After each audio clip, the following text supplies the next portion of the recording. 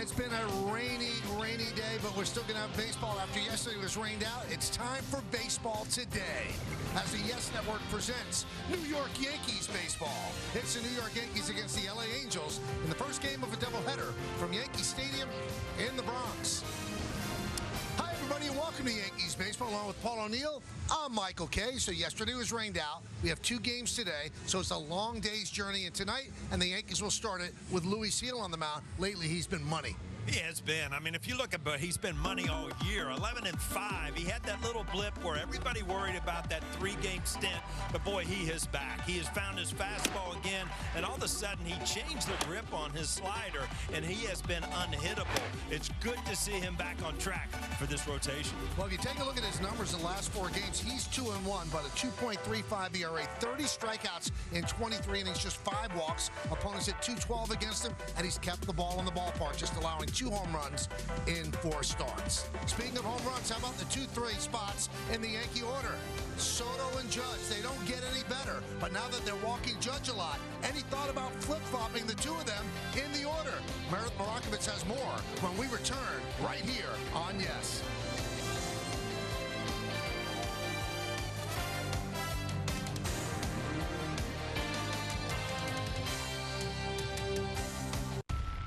Seager, all eyes on him. He's ready to go. He's aggressive. Here's a dude that swings 52% of the time on first pitches. Corey Seager smashes the ball. The ability to be able to come together and compete every night, you know, that's what it's all about at this point for me. Corey Seager does it again. This guy is doing it all. He's hitting bombs all the time.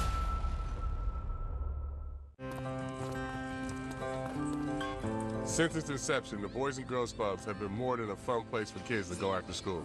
For some, it's been a second home, where they can learn, play, and grow.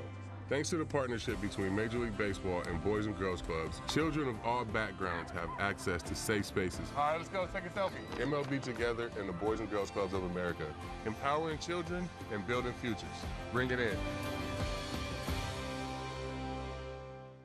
Join the conversation on Intentional Talk. I had a moment with a turtle. I was out snorkeling. He just turns right in the water and looks dead at my eyes. We connected, and I was like, yeah, I got you, buddy. Intentional Talk on MLB Network.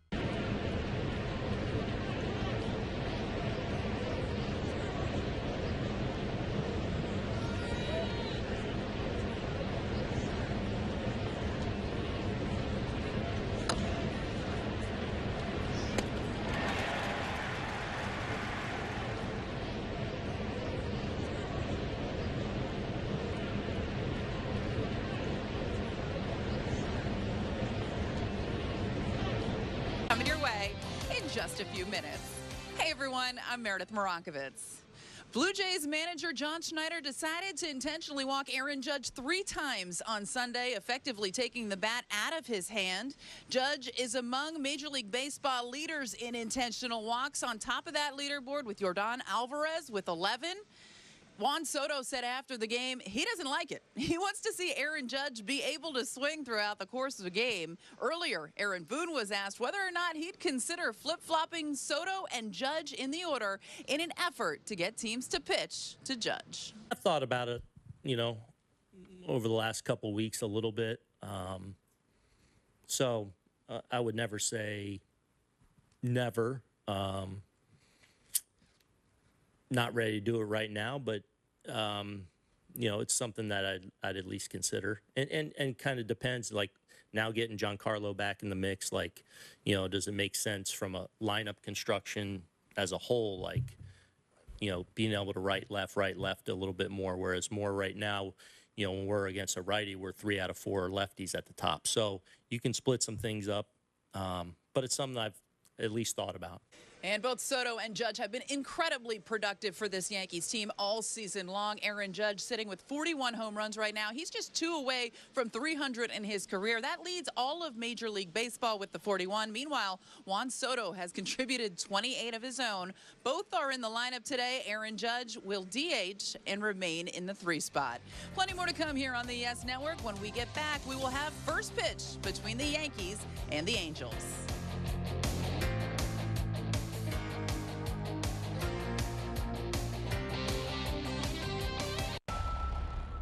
Bryce Harper is special. He's got a flair for the dramatic. Bryce Harper, for me, is must-see TV. You can't take your eyes off him. We all love his feistiness.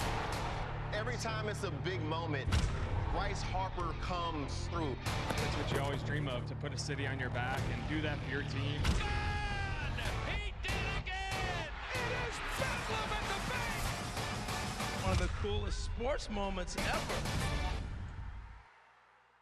Long before Aaron in Atlanta, before Jackie stole home, there was Satchel, Cool Papa, and Willie at Rickwood Field. Baseball returns to its Negro League roots in the oldest professional ballpark in America, Tuesday on MLB Network.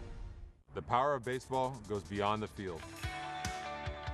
It starts with kindness, reaching out a helping hand. Even the smallest gestures mean the world to a lot of people.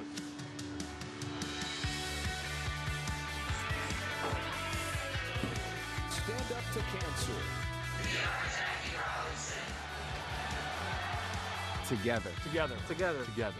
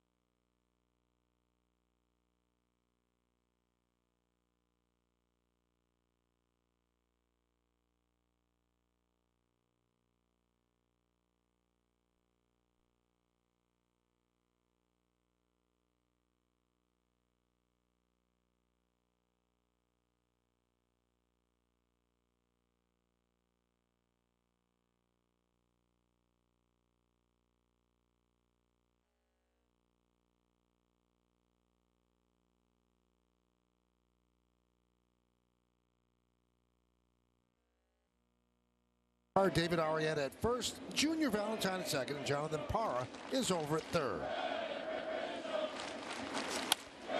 0-2 on Shonowell.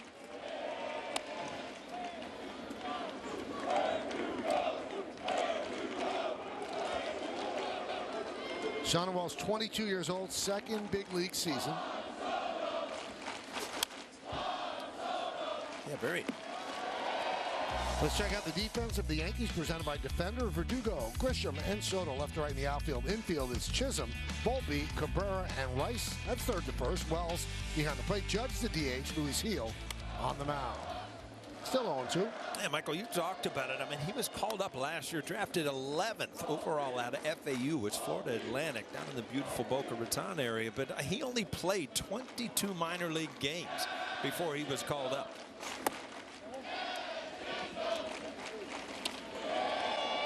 Well, there's a late change for the umpires. Ramon De Jesus is the home plate umpire. All right, Michael. I made a mistake here. I had Quinn Walcott back. So did I. And that was on the official schedule. I just got a text from a high-ranking person.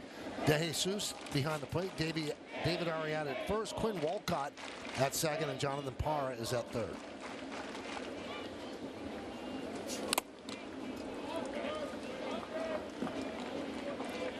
So Shonowell putting together a good at bat. Last 35 games, he's hitting .317 with an .869 OPS. First round draft pick last year, 11th overall pick out of Florida Atlantic. That one is driven into right field. Soto is there, and Soto puts it away for out number 1.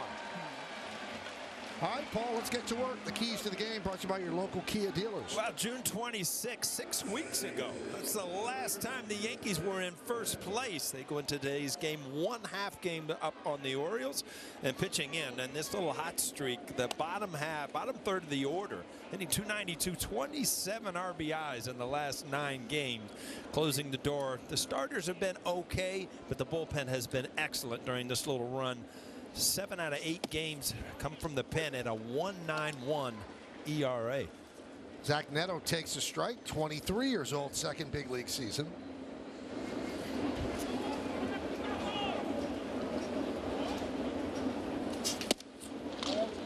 One and one. That sounded hard, didn't it? Some pitches you hear up there hitting, they kind of buzz. That popped. It was hard. Swing and a miss, 1 and 2. How about our crew? We've got the scouting report on Ramon De Jesus already. Pitcher friendly, more strikes up and down, more outside strikes on lefty batters, and Ramon in his 9th big league season.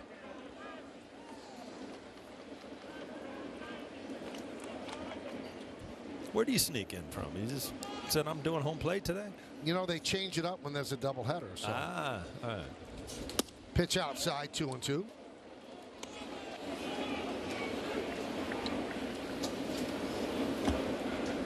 Got a little break here, Michael. Not only with the rain, but the heat. I mean, it's like nice and cool here today. 3 and 2 on Neto. Game time weather presented by Bigelow, the official hot tea of the Yankees. It's 65. Chance of rain 57%. Humidity 82%. The wind is blowing in from left field. 3-2. Still 3 and 2. Well, that just shows you the confidence. We talked about that slider. 3-2 first inning. He still is confident he can throw that slider for a strike.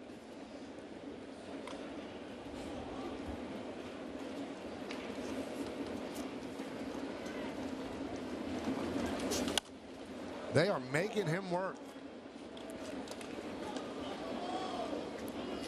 2 batters, 15 pitches already.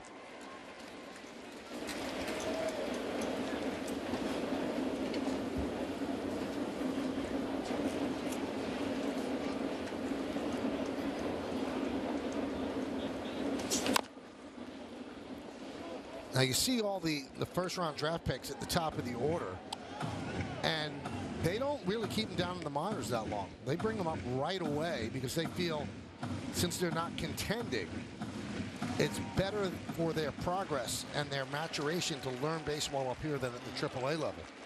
You just got to make sure that young kids aren't buried at the major league level, that they are somewhat ready. And, you know, a lot of these kids come out of college now much closer to being major league players than years ago.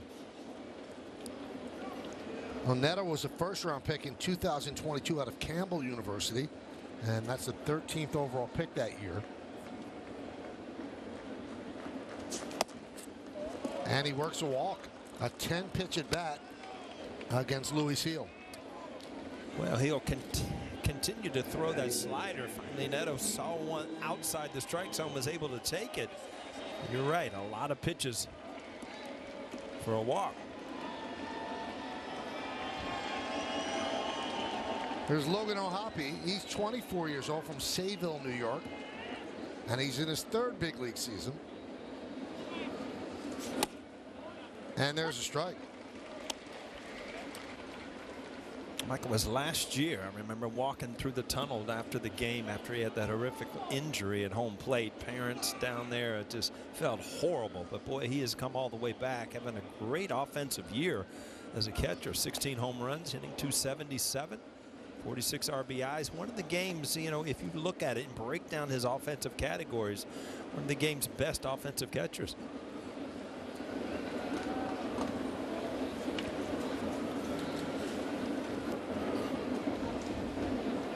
The 0-1.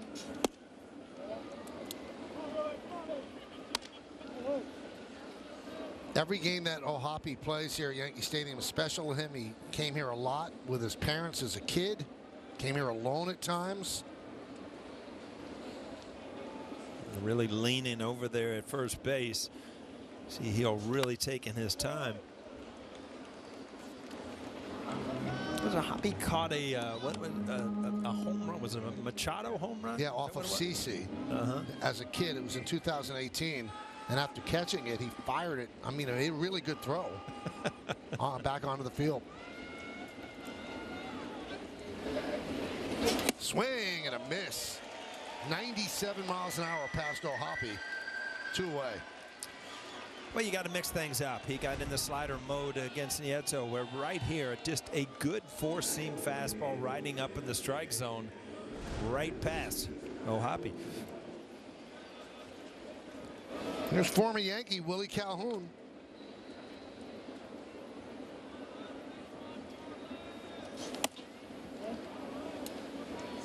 Just underway, first of 2, straight doubleheader, not a day-night.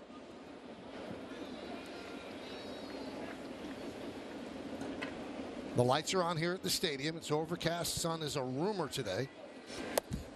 It's been a rumor since I landed a couple days ago. Maybe it's you. I brought the gloom with me. Yeah, could be. It's been hot, but at least it's been sunny.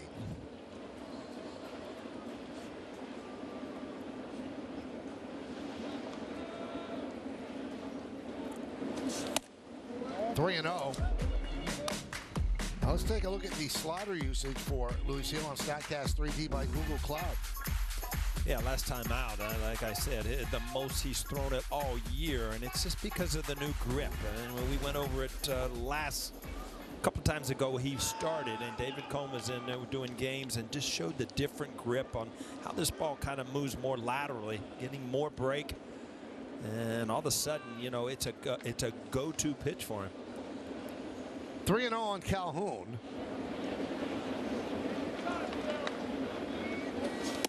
And there's a walk, moving Neto to second. So 2 walks in the first inning for Gil.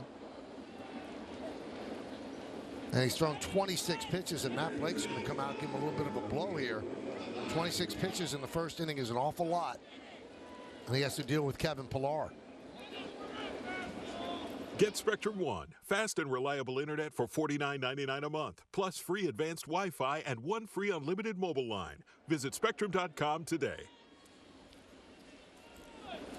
I'm going to need time for this, Michael, so we got to break up and say Kevin Pillar, all right, 12th season in the major leagues, 35 years old, has played for the Blue Jays, the Giants, Red Sox, Rockies, Mets, Dodgers, Braves, White Sox to LA this year.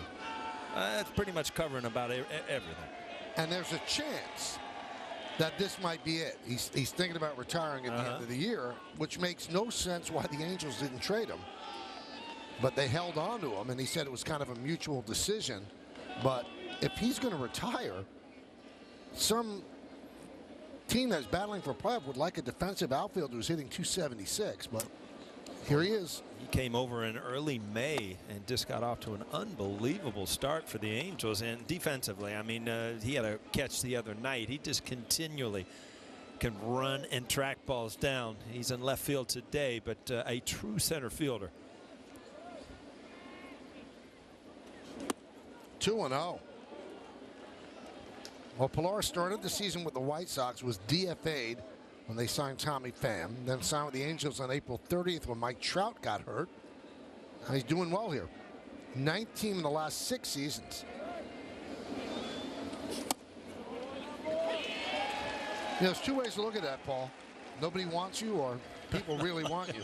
Yeah, it's kind of the half glass full or empty. And in your mind, when you're traded, or obviously when you're DFA'd, you feel like, you know, am I finished or what? But you know, he's come back and had a decent year. High fly ball left field. Verdugo is there.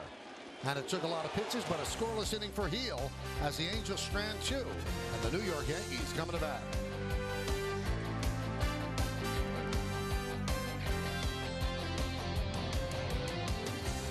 Join the conversation on Intentional Talk. I had a moment with a turtle. I was out snorkeling. He just turns right in the water and looks dead at my eyes. We like connected, and I was like, yeah, I got you, buddy. Intentional Talk on MLB Network. Performance. He is locked in. Passion. There's nobody more important than him. Teamwork. Working together is key.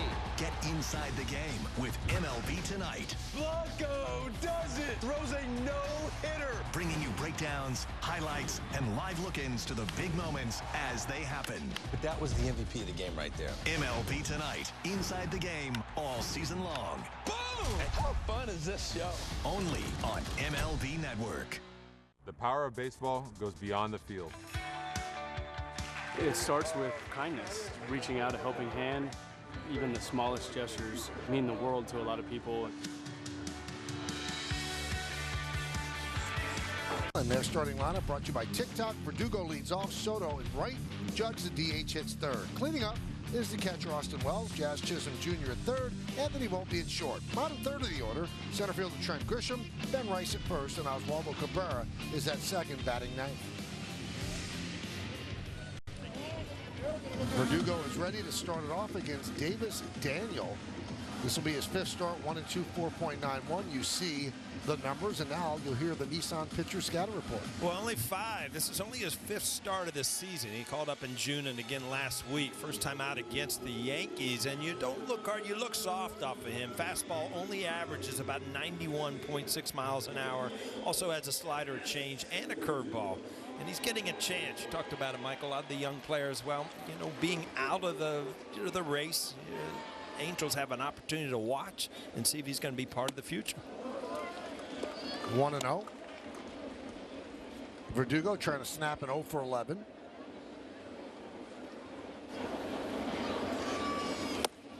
Up and away, 2-0. So Daniel on June 27th against the Tigers became the first pitcher since 1900 to throw 8 or more innings with 4 or fewer hits, no walks, and 8 or more strikeouts in their first major league start. Now his next 2 starts went poorly, but he pitched well last time out. There's a strike.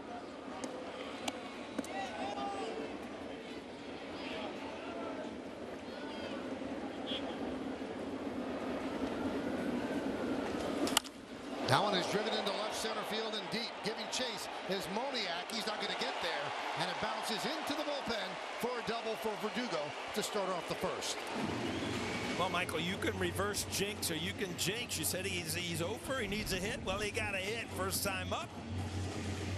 Ball up in the strike zone. As a left-handed hitter, their best way to cover it is go the other way. He stays behind it and just drives it there. Good start for the Yankees.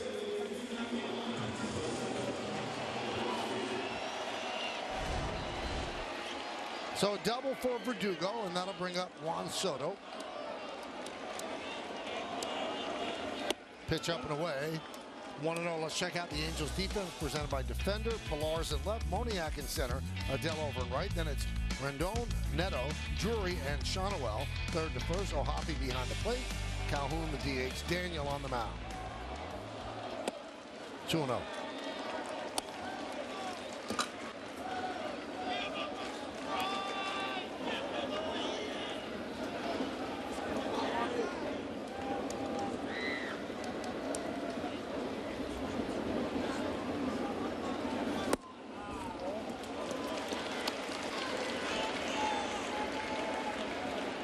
So 3-0 on Soto. Judge on deck.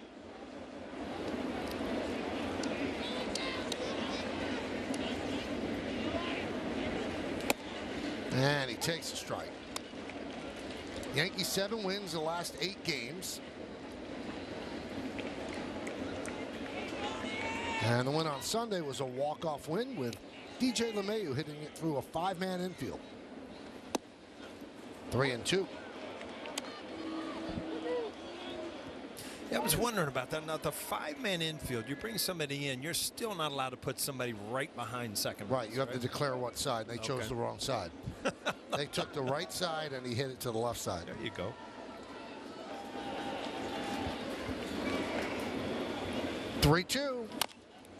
chopped slowly, second base.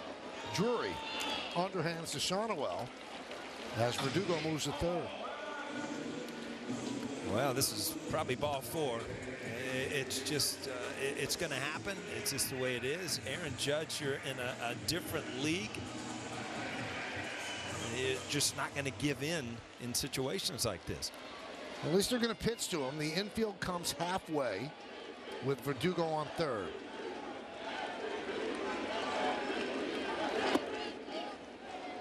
One and 0. Intentionally walked 3 times on Sunday, and in the second inning with 2 outs and nobody on Saturday, for the first time that's happened since 1972. And John Schneider, Blue Jay manager, said just didn't feel like watching it. And I see this is what really irritates you. They're pitching around you. That ball is off the plate, so you're given a chance for a pitcher to get a strike off the plate. DeJesus has to know the situation. 2-1.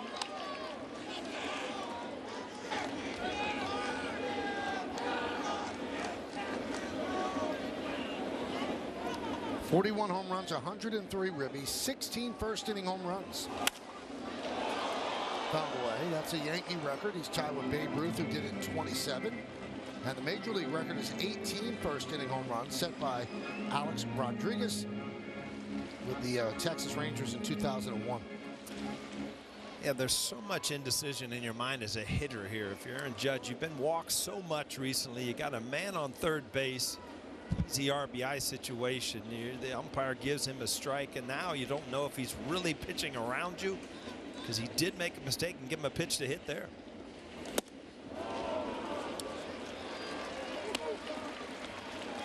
So 3-2 on Judge with Wells on deck.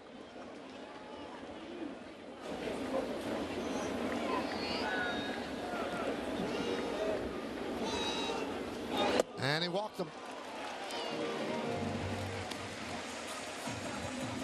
Now, I asked Aaron Boone before the game about possibly flip-flopping Judge and Soto, and he didn't dismiss it. He said he's talked about it. He's not going to do it right now, but if they keep pitching around Judge, Judge is the damage guy with 40 home runs, and Soto's proven he likes to take a walk. Right, and I think Aaron Judge mentioned something that, you know, with Stanton being back in the lineup, that, you know, hopefully that will, you know, kind of balance things out where Aaron Judge will get more pitches to hit.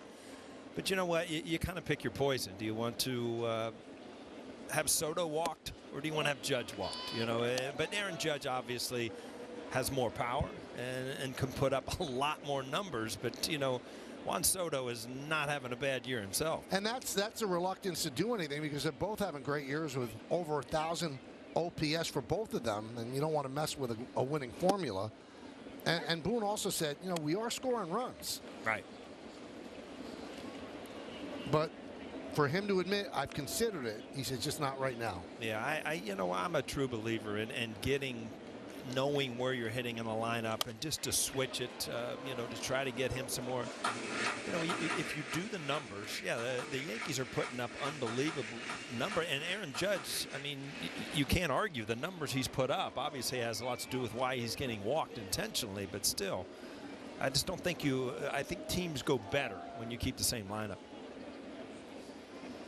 1-2, served into left field, a base hit for Wells. Verdugo will score. Judge moves to second.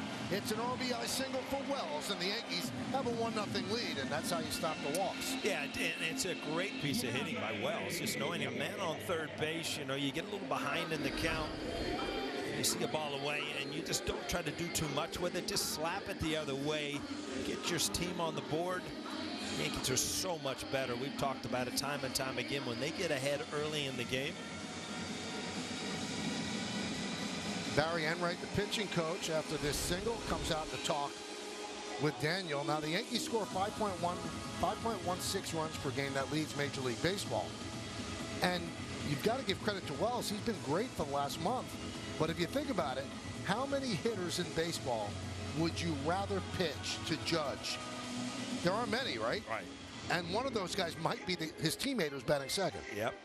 I mean, it's just the 2-3 hitter that, you know, every graphic we put up. I mean, it's no coincidence. It's, Gehrig and Ruth and DiMaggio and Mantle. It's just names that, you know, bring up, you know, memories of the greatest players. And these are two of the greatest players of our generation. Jazz Chisholm Jr. takes a strike.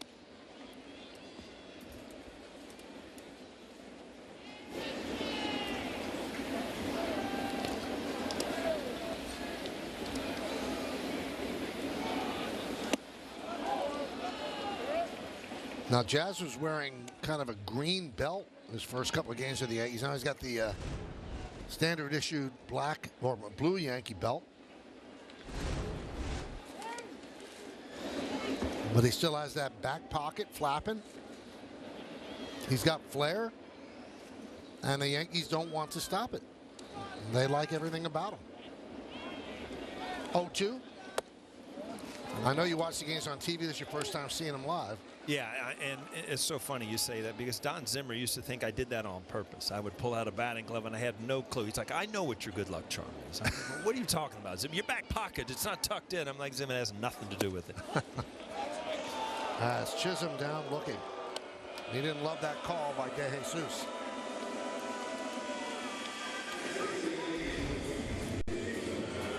De Jesus gave one pitch. This ball is very close. Just a tough pitch for a lefty to really pull the trigger on that comeback sinker. Here's Anthony Volpe. He's been red hot. Last 15 games hitting .359. One guy that really just sat down and thought about a lot of things at the All-Star break, Michael, because he came out. I remember the first at bat out of the All-Star break. He was back to where he was. And that's where he was. He bangs one to left field. It's a base hit. It goes all the way to the wall. Judge scores. And they're going to hold Wells at third. So an RBI double for Volpe, and it's 2-0 Yanks. Boy, it's good to see Anthony Volpe swinging it good again, and this is what you want. Right center on the hard stuff, and he'll go ahead and pull the breaking ball. He has no problem getting to the ball inside, so it's not something he has to worry about. Again, another swing, another double, and another run for the Yankees.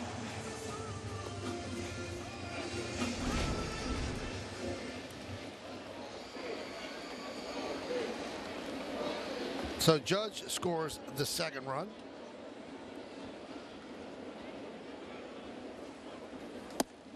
And there's a strike.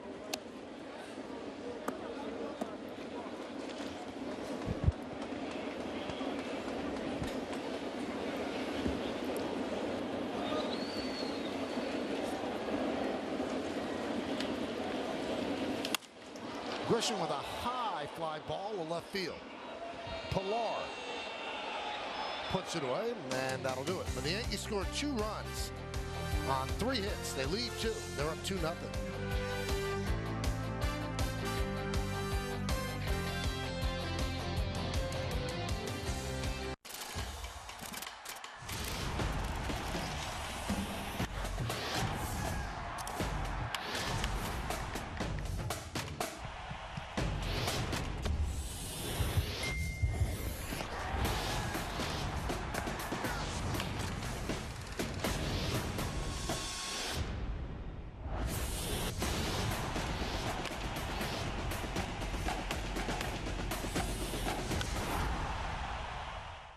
Given up on trying to get rid of batting average. There's no beating it. Brian Kenny's always thinking about baseball, and he's fired up for 2024. These are the standards by which major leaguers are measured. Watch the show for the thinking fan. MLB Now on MLB Network. This is what you've been waiting for, folks. This is Gunnar Henderson. American League Rookie of the Year. What a superstar rookie season he had. What can this guy do? One of the best all-around players. You better be really good at what you do if you're going to be called Gunnar. Out of here! Gunnar Henderson's season is in full effect. Gunnar Henderson's my shortstop. This dude, absolute animal. Show him who you are, kid. Show him who you are.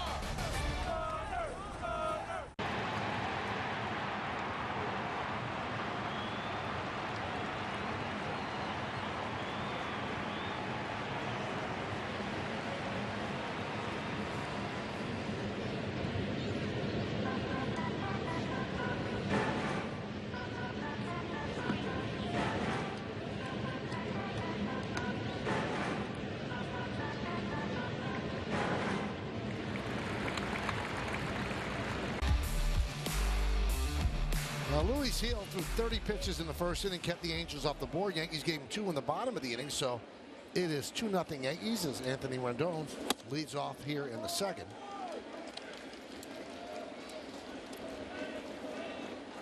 Rendon returns from a lower back inflammation. He was on the 10-day IL. And that one is lined and off the glove of a lunging Volpe. That'll be a base hit for Rendon.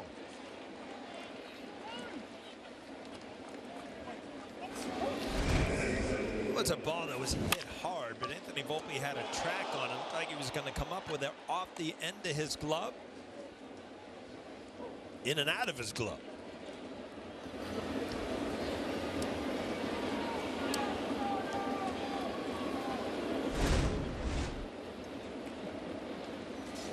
Moniak takes up and away, 1-0.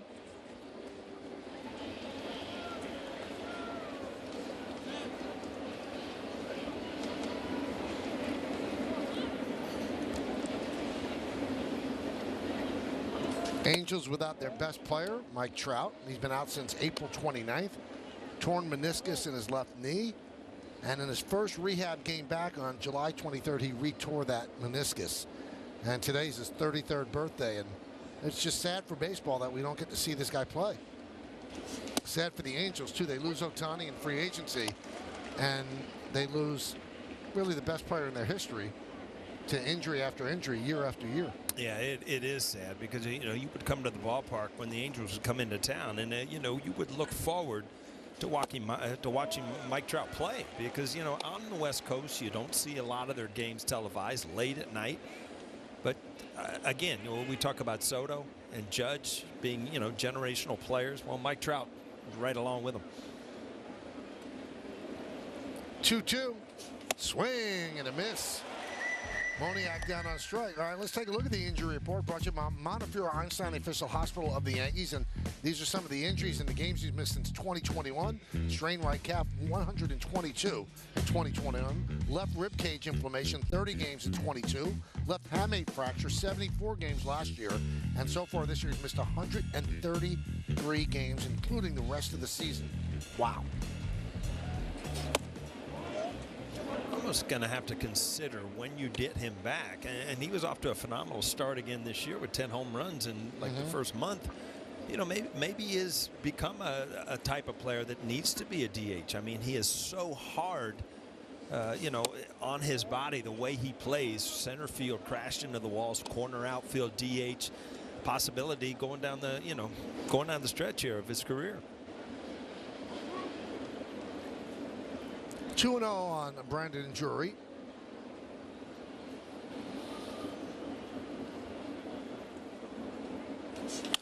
Grounded foul.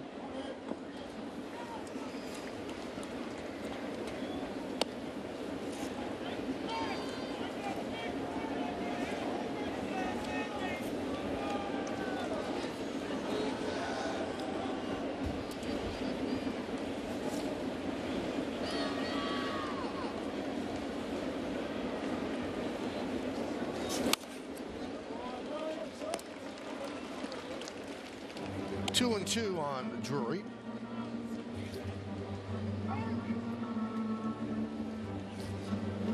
Drury's kind of had a year where he really bounced back last year. Had a good year, 26 home runs, 83 RBIs. This year's had left hamstring issues. I mean, his 10 years into the major leagues, you remember him with the Yankees, only played 18 games and then was traded for Jay Happ. So there was a lot of, when he came to the Yankees, I mean, you really thought that he was going to be a great fit. It just didn't quite work out. Well, last year, a great year, 26 homers, 83 ribbies in the final season of a 2-year, $17 million deal. But he's had injuries this year and hitting just 155.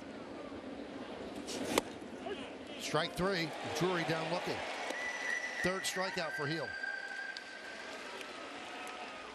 Yeah, he's still going to that slider, but it has not been his best. You see the big dot on that. And David Cohn, we talked about the separate grip.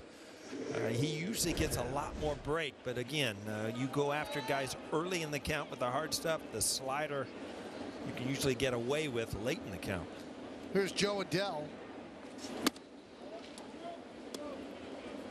10th overall pick in 2017 out of high school, first rounder by the Angels, and kindly, he has been a big disappointment. This guy was a consensus pick to be a great player. So it's hard to scout in baseball. You just don't know. Yeah, the one thing I remember when we were out in Anaheim and I was looked up, he hit the longest home run ever tracked by StatCast last year in Salt Lake City, 514 feet. And it's the longest it's ever been tracked a baseball since they started tracking StatCast. And you're right, he was a 10th overall pick in 2017. He was supposed to be a star. 2-1.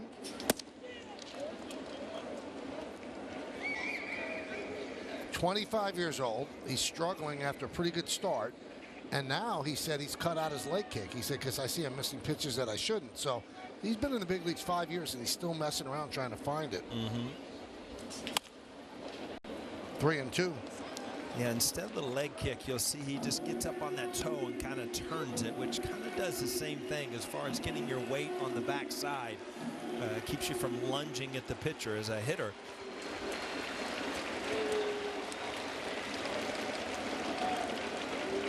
Runner will go 3-2, 2 outs. Up the middle and through for a base hit for Adele. Rendon will go to third. So the Angels have runners on the corners and 2 outs.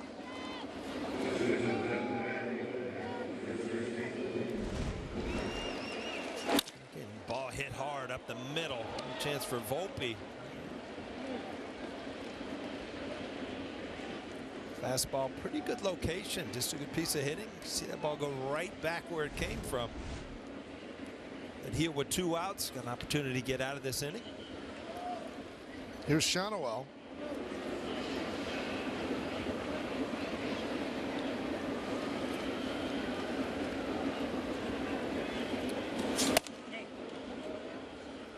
How about this, Paul? So Ron Washington, who will say anything, he's the Angel manager. He was doing a radio interview in June, and he said earlier in the year, Shanoel wasn't playing in day games because he had trouble waking up in the daytime. So I sat him down a couple of times in day games, and now he wakes up at the daytime. There you go. Ron Washington's been around a long time. He managed in Texas for 8 seasons, with Oakland for years and years. Actually was a coach with the Braves in the 2021 World Series. He is a baseball lifer. And I'm sure he didn't like that a guy couldn't wake up in the day. Yeah, that didn't go over well on your resume as a baseball player.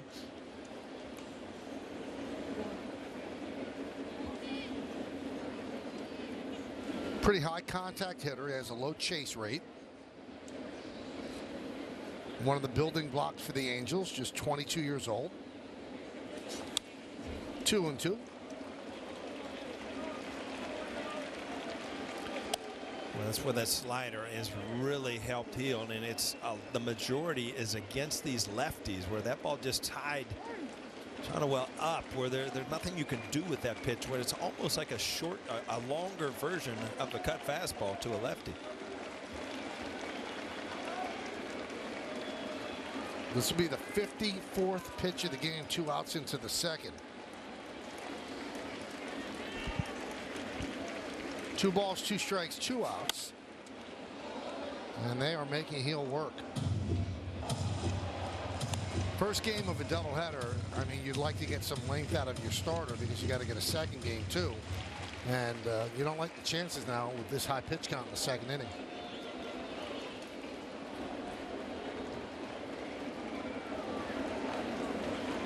Two-two, lined right at Cabrera, and that'll do it. No runs, 2 hits, and 2 men left on base. Let's go to the bottom of the second.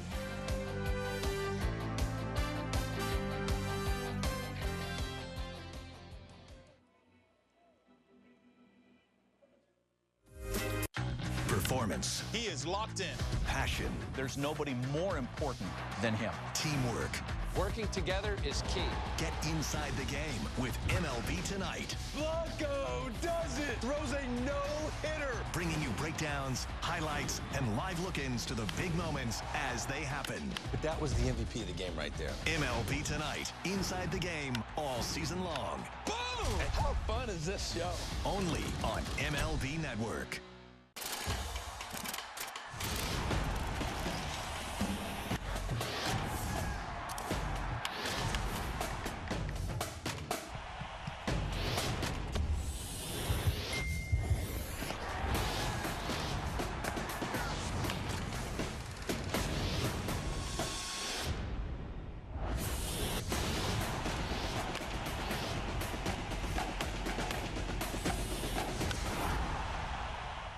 Long before Aaron in Atlanta, before Jackie stole home, there was Satchel, Cool Papa, and Willie at Rickwood Field. Baseball returns to its Negro League roots in the oldest professional ballpark in America, Thursday on MLB Network.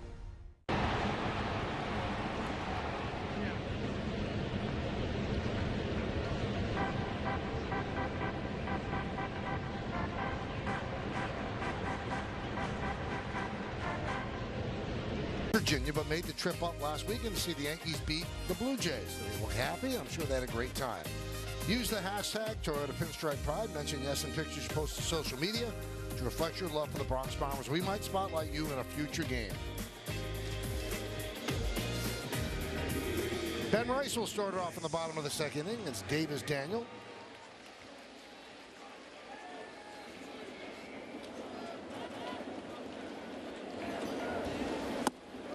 And a strike. Now it looks like Anthony Rizzo is getting closer, swinging a bat yesterday before the game was rained out. And, you know, reporters were questioning Boone about, you know, what are you going to do when Rizzo, and he said it's still a couple weeks away. He said, well, you know, we'll make those decisions when they have to be made. Well, Rice has done a nice job filling in. And remember, on September 1st, the roster can go up 2 more people to 28. Yeah, that's the easy solution, obviously. If you get Anthony Rizzo back, if right around that that deadline where you can expand your rosters, then you don't have to make a decision. And Jose Trevino also was out on the field yesterday, and that's an easy one. You just send down Carlos Narvaez. And that's tipped into the glove of O'Hoppe. So, Meredith, more stuff on Anthony Rizzo? Well, Michael, this is pretty cool. I'm sure you guys love going to the toy store as kids. Well, why not go to one of the most famous toy stores in the world in Midtown Manhattan? Anthony Rizzo, through his Anthony Rizzo Foundation, gifted 21 kids, invited their entire families, all of whom have been affected by pediatric cancer, gave them a $1,000 shopping spree. The kids also got what they called a golden ticket, which allowed them an experience there. So, Paul, if you wanted to do Build-A-Bear, you could build a bear with your golden ticket. And then at the end of it, they had 3 minutes in the candy section. They could get as much candy as they wanted and put it in a bag for 3 minutes. So pretty cool stuff. I know he's very passionate about that. Obviously, he was affected by cancer, and he loves giving back to the community and others that are affected by pediatric cancer. Cool stuff. Well, I'll tell you this. That guy has won a World Series with the Cubs, and that was unthinkable that would happen. So he's had a really great career. But when it's all said and done, the work that he does with kids and providing for them and their families is something that is so more valuable than any World Series ring could ever mean to anybody. And that's something that he's going to be very proud of as he gets older. I'm sure he's proud of it now. No doubt about it. I mean, driven deep to right field off the bat of Cabrera. Gone. See ya. Home run. 3-0.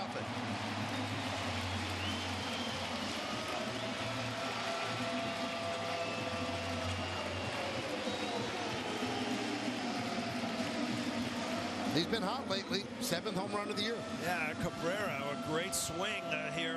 You know, at 360, that's plenty here at Yankee Stadium.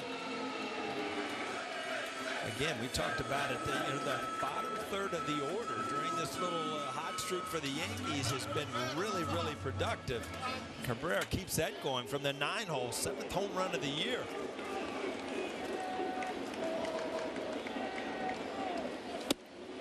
You know, if you recall, Cabrera was really playing well before the Yankees got Chisholm. And then when they got Chisholm, that kind of moved him back to the bench. But with a doubleheader, playing him at second in the first game, Torres will play the second game at second. Yeah, he's had some spurts throughout the year that have really helped the Yankees. Fastball trying to get under his hands, didn't quite make it, made it out into the seats. But you remember early in the year, Michael, he was very productive. And then he had this little hot streak, you know, recently too. So yeah, he has had some time where he's proved that he can play at this level. Popped up left side, long run for Pilar, and that'll make the seats out of play. Verdugo gets another swing. The four-seam fastball is supposed to tie you up. As a lefty, you get the barrel of the baseball, good things are going to happen here in Yankee Stadium. Hit sharply and a diving stop by Shonowell. He's going to flip to Daniel to get Verdugo for out number 2.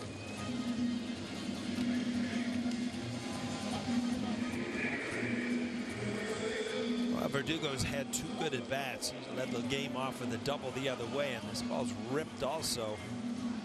Good play by Ohapi at first. Or Shonowell, I'm sorry. Here's Soto.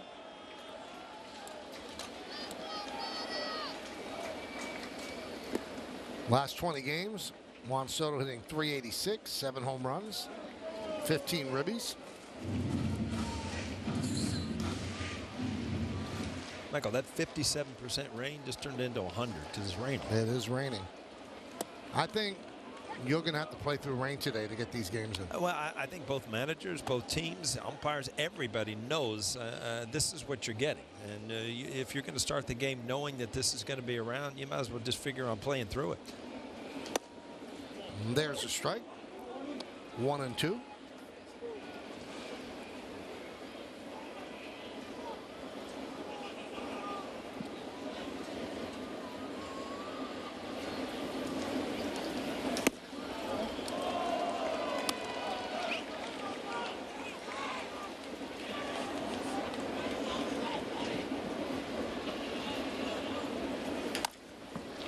Chop to Shonowell, and he flips to Daniel for the final out. But the Yankees had a run off the bat of Oswaldo Cabrera, batting from the left side. Gets a pitch and drops it into the short portion right.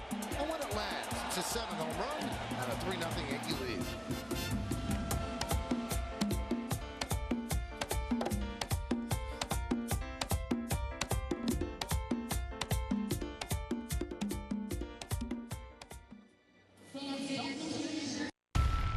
Seager, all eyes on him.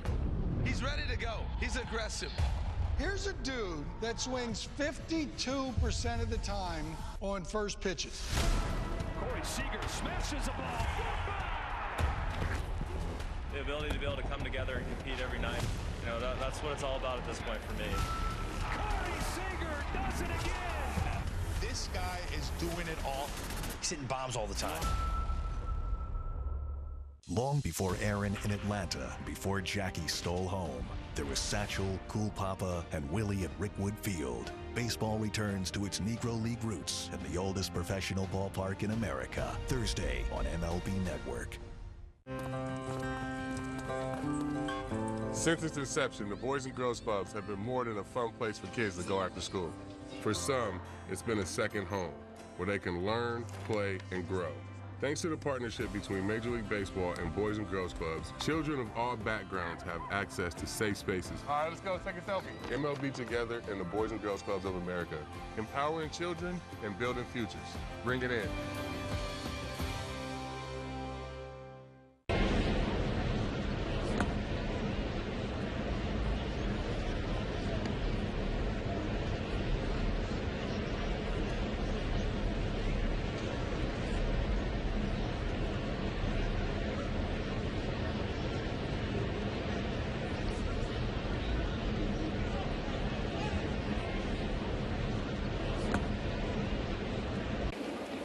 Zach Neto will lead off here in the 3rd inning. Yankees lead 3-0, and Neto watches the strike.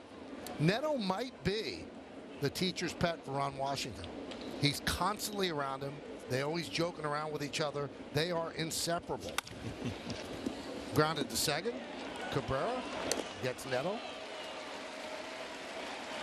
Were you ever the teacher's pet? You know, I was just saying that's not a label you want because everybody looks at you differently. Right. It's just, I didn't want to be the teacher's pet. But Torrey liked you.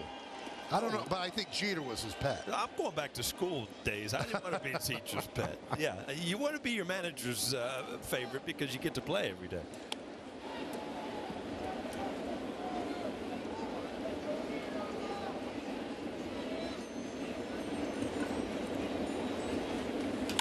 Oh, Hoppy.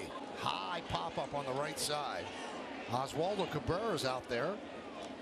2 away. Yankees Baseball on Yes is brought to you in part by Delta, the official airline of the New York Yankees. Delta, keep climbing. This is a big opportunity for Gil to have some pitches saved in his holster to get through this inning. He's only had 3 pitches so far this inning. He got 2 quick outs. There's Willie Calhoun. And a strike.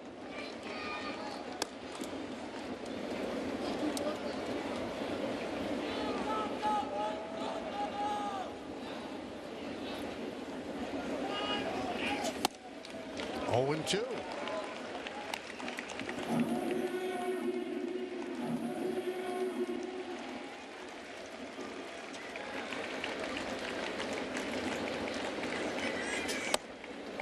One and 2 on Calhoun. Calhoun walked in the first inning against Gil. So Gil has 61 pitches.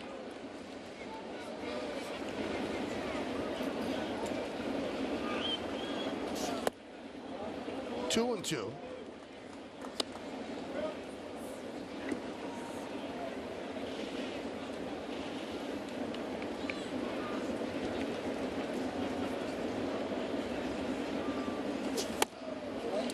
Three, 2. He got 0-2 really quick, and we've talked about how much he's used that slider against lefties, and all of a sudden went away from it. But the changeup and a couple fastballs might not have a good feel for that slider today. There's another one outside the strike zone. And he walks Calhoun for the second time today.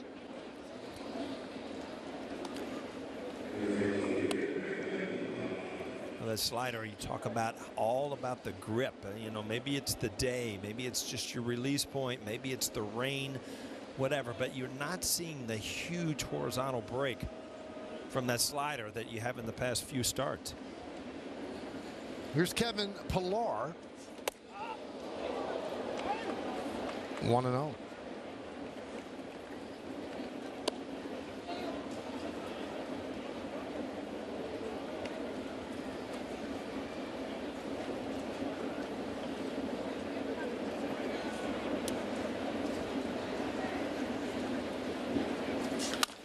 You know, we talked about Kevin, 12th big league season, 35 years old, and it shows you don't have to be a first-round draft pick. 32nd round pick in 2011. And look at this catch he made against the Mets on Saturday.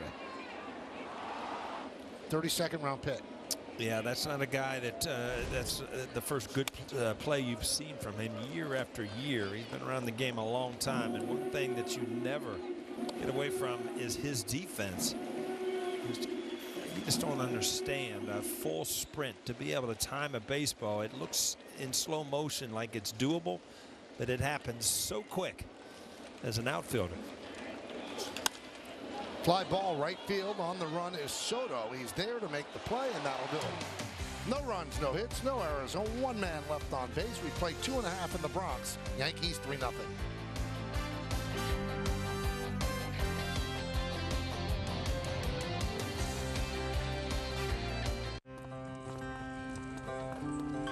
Since its inception, the Boys and Girls Clubs have been more than a fun place for kids to go after school.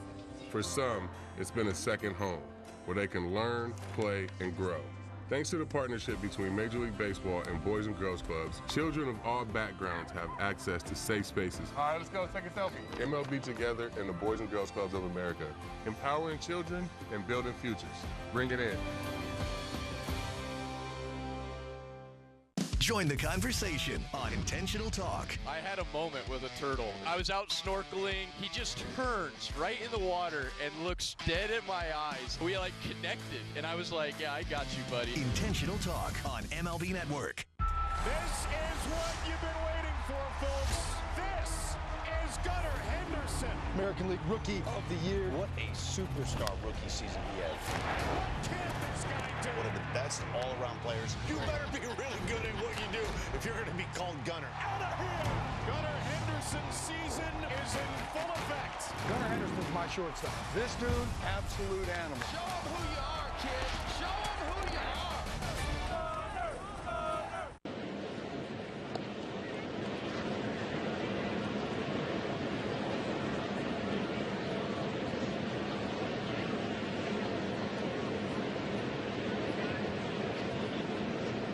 Yes, his first ever animated series for the whole family. Follow the adventures of Bash, Rib, Oscar, and their baseball bunch. Hexclad presents Bronx Buds, premiering Saturday, August 17th, exclusively on the Yes app. Bronx Buds, huh? Love it. I'm going to have to introduce Bronx Buds to my grandchildren. Yeah. Or they could just meet us. We're Bronx Buds. Yeah. We're a little older than the real Bronx Buds. So. Judge walked and scored in the first inning, leading off here in the bottom of the third. Much better situation for Aaron Judge to get something to hit, leading off an inning. You know, you want to pitch around guys like this, but you know, when you're leading off an inning, you don't have a choice other than to try to go after and hope that you make good pitches. Now, I thought Judge already had a great point that he made. Now, the Blue Jays felt that that was the best thing to do. And maybe it was. Certainly within their toolbox, you can intentionally walk a guy. But with a young team that you're trying to see, are they going to be in our plans? You want to see if they can get Aaron Judge out. You're not trying to win a pennant. The 0-2. Now, you might see it in games where the other team is also fighting for something. And you do wonder, did John Schneider open up, you know, a portal for people to deal with Judge? 1 and 2. I did like his quote, though. I just didn't feel like watching him swing the bat. Just, you know, from the opposing dugout, bad things happen when Aaron Judge swings the bat a lot.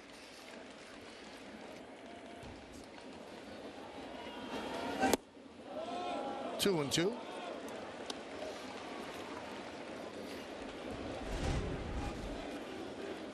Bottom of the strike zone, but you see clearly low on Aaron Judge, and that was the pitch that really gave him problems because they called it early in his career. Past a diving Rendon into left field, the base hit for Judge.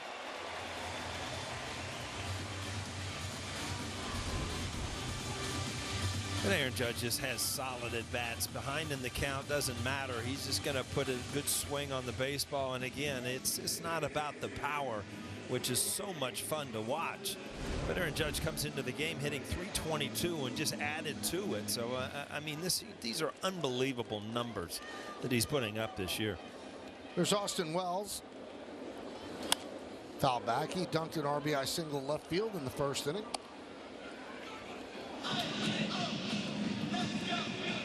You know, when Wells was splitting time with Trevino, it was a 50-50 split.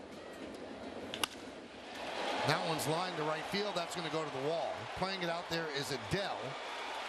Judge is going to stop at third. It's a double for Wells. And I think the big question is when Trevino comes back, and the pitchers love pitching to Trevino, but Wells has become a cleanup hitter and a force offensively. Will it still be 50-50? Yeah, I think he's played himself into that starting catching role, and the offense has a lot to do with it. I talked to him before we left, and he was talking about, you know, in the minor leagues, you're so used to playing every day. This changeup just left up in the strike zone. Wells stays on and just hammers it to right field, but offensively, he has really helped the team in the past 3 or 4 weeks. Foul ball off the bat of Jazz Chisholm Jr. The Angels have the infield in. Judge is at third. Wells is at second.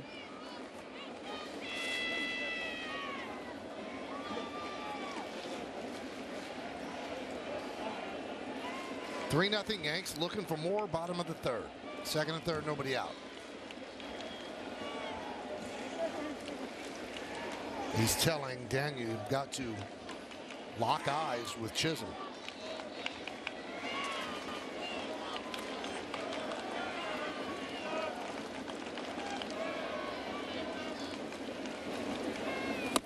Oh, and 2.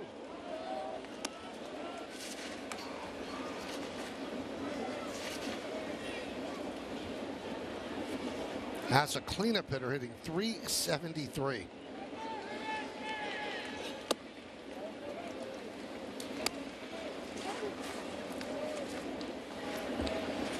And now he's caught 16 of the last 18 games.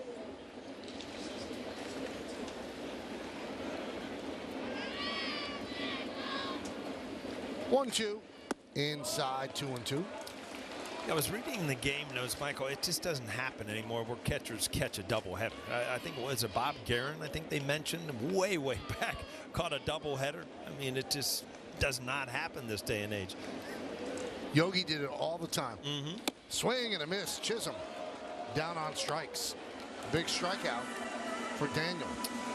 Yeah, it's a pitches to hit too, including the strikeout pitch. Was this a fastball pretty much right there, four-seam fastball, just got it by him in the upper part of the strike zone.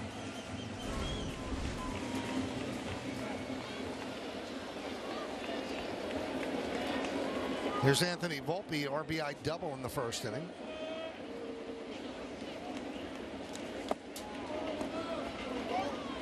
Saw Jose Marte warming for the Angels in their pen.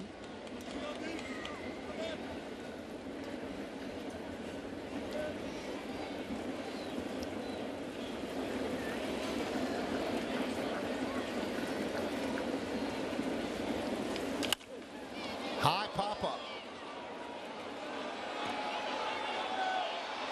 Neto will make the play. Route number 2. It's tough on those pop-ups because it's raining right now. The rain's coming right into your eyes. Yeah, there's 2 at bats that Chisholm and obviously Volpe went back. You've got men on second and third, and nothing has happened. Now you've got 2 outs.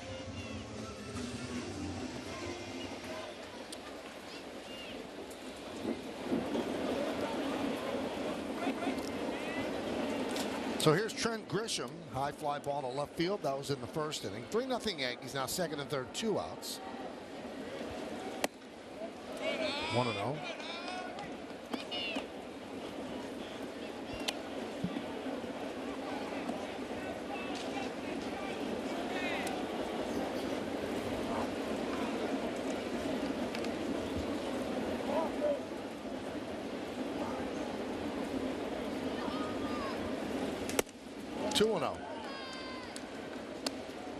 So assuming Narvaez starts game 2, this would be the Yankees' 107th straight doubleheader with different starting catchers. And Paul mentioned Bob Guerin on August 2nd, 1989 against the Twins. He was the last to catch both games. Good changeup. As Grisham way out in front, 2-1.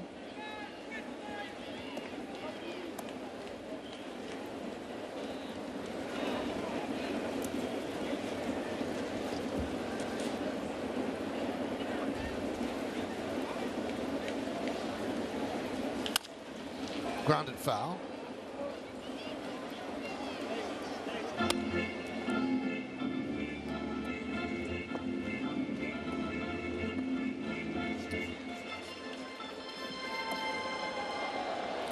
Grisham not wearing batting gloves never does, but that's one time that, I always, Posada didn't wear batting gloves, but I always wondered why. But even when it's raining, it even makes it worse because, the handle in the bat can get a little wet, slide a little bit, but it's all what you're used to doing and what you're comfortable as a hitter.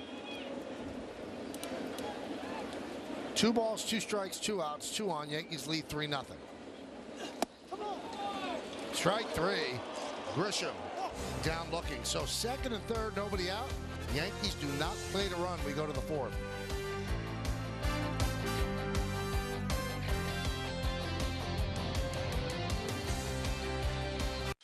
Performance. He is locked in. Passion. There's nobody more important than him. Teamwork. Working together is key. Get inside the game with MLB Tonight. Blanco does it. Throws a no-hitter. Bringing you breakdowns, highlights, and live look-ins to the big moments as they happen. But that was the MVP of the game right there. MLB Tonight. Inside the game all season long. Boom! How fun is this show? Only on MLB Network. Long before Aaron in Atlanta, before Jackie stole home, there was Satchel, Cool Papa, and Willie at Rickwood Field. Baseball returns to its Negro League roots in the oldest professional ballpark in America, Tuesday on MLB Network. Since its inception, the Boys and Girls Clubs have been more than a fun place for kids to go after school. For some, it's been a second home where they can learn, play, and grow.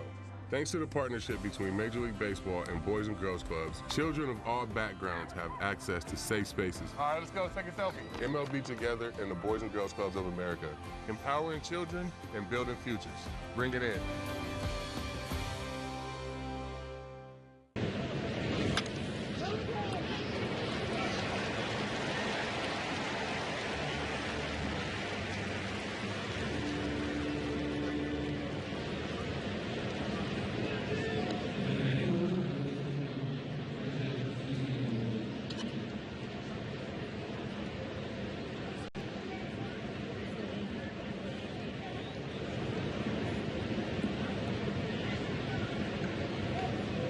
Fort Brand.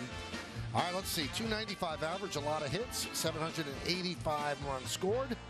Remember, the Angels from 70 to 75, the Yankees from 76 to 79. So he's on their two world title teams, and the Texas Rangers. I got it. All right, I'm going to take the day off then. I'll get game 2 for you. All right. What is that, a 4? Yeah. I think it's a little easier than a 4. Look at you. When you know the answer, you just want to mock people. No, I'm not mocking. I'm sure that everybody out there got that. And I'm sure they got it quickly. Oh. All right. I'm not even going to take the first game off. I know now. All right, good.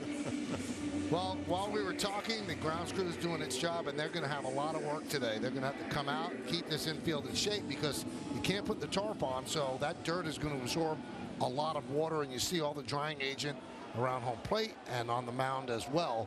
So that will happen periodically as the rain continues to fall here in the Bronx.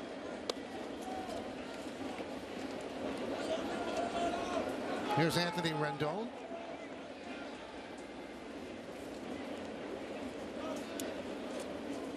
He singled off the glove of Volpe in the second.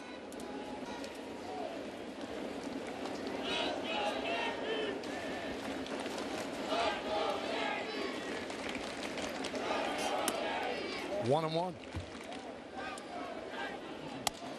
Talk about injury history with Mike Trout. How about Anthony Rendon? He's missed 65% of Angel games since 2021. Look at all those injuries. He's in the 5th year of a 7-year, $245 million contract that he signed.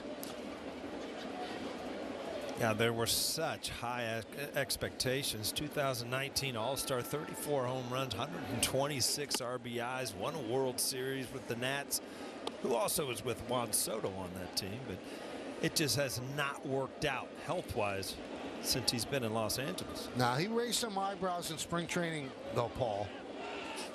He came out and said, baseball has never been a top priority for me. This is a job. I do this to make a living. My faith, my family come first before the job. Yeah, that's not really what you want to see on the front page when, he does have a point about certain, priorities in life, but you know what? When you have an opportunity to play baseball and you have that window for a short time of your life, I've said numerous times, it does become your life. There's no doubt about it.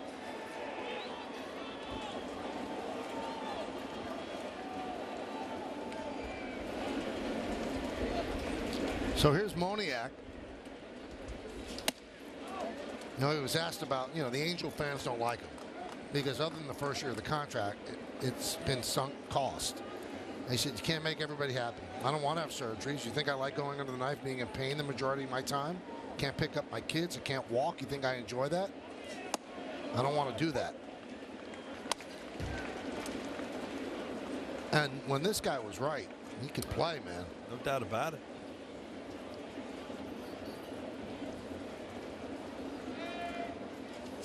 Was really a big part of the Nationals going to the World Series and winning it.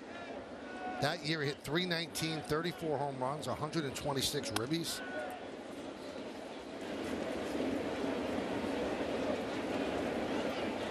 And just spent 10 days because of back inflammation. But now back, and he has a single and a walk today.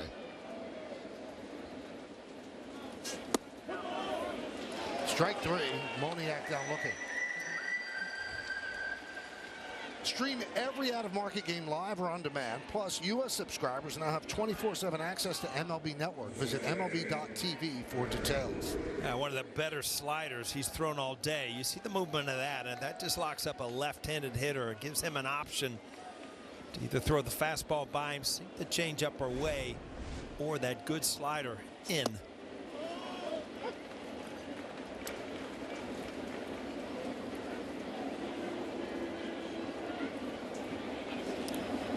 Oh and 1 on Brendan Drury. Runner on first base, 1 out. Boy, he's so free and easy. 97. It doesn't even look like he's straining out there. Yeah, I mean, he has gone to his fastball and his changeup much more than he has in the previous 3 or 4 games, just because he does not have a really good feel for his slider today.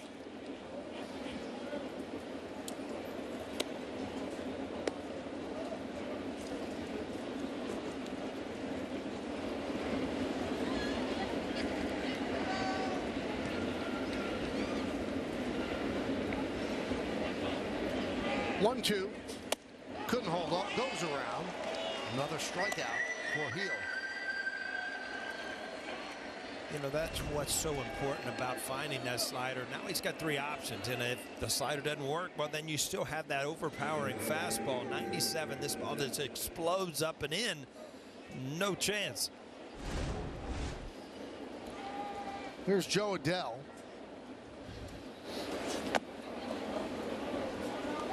Hello. 1-0. Hello. Are we going to Adele? Yes.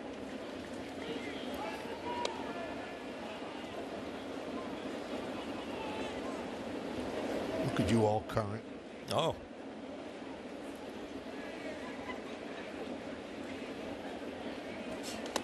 Off the glove of Wells. And that'll allow Rendon to go to second. Yeah, it looks like he's still tinkering and trying to find that spot to release that slider. This one just overthrown, lawn darted. Wells, no chance.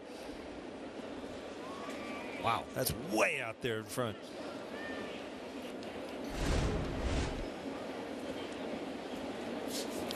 Scored a wild pitch.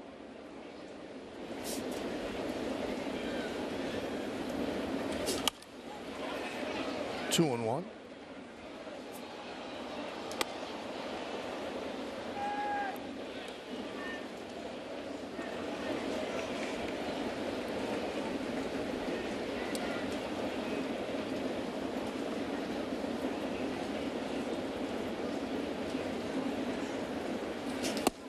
And a strike, 2 and 2.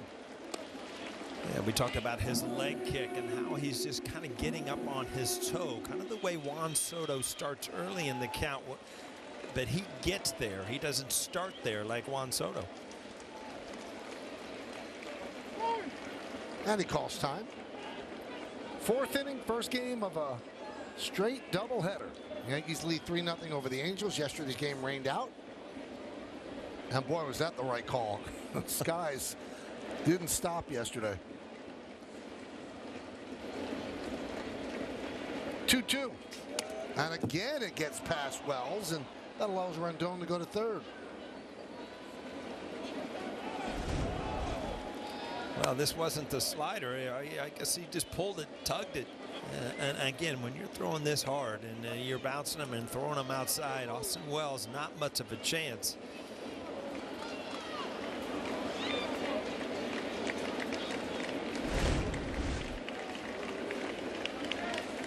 And the pitch. And he ends up walking. You have to hold a bit because Ramon De Jesus takes a while to punch out.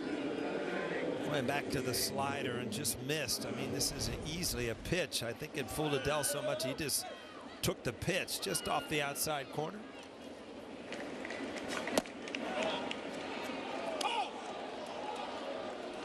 He wasn't happy with the call. And now another trip to the mound. Yeah, Michael, you were talking about yesterday's rain delay. I was walking out to the car to come to the ballpark, and the sun was shining. It was hot in the summer. You knew some things were brewing, but boy, you're right. The right call. Well, let me tell you what, Paul. You should be thrilled you didn't come because, like, I finished my radio show, right? So I got out here at 6:25. The Deegan North closed. Closed. So Waze takes it through the. Usually takes me 50 minutes to get home, 2 hours and 10 minutes. Wow. You would not have been happy. You should have called me. I'd have entertained you the whole way home. Really? Probably wouldn't take it to the call, but you know that entertained. Here's Shonowell. And a strike.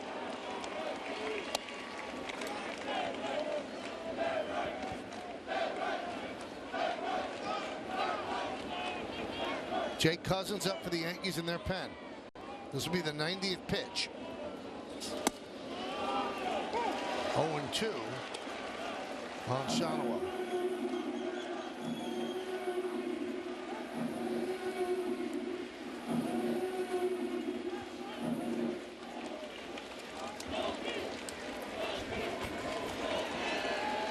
First and third, 2 outs. Yankees lead 3-0.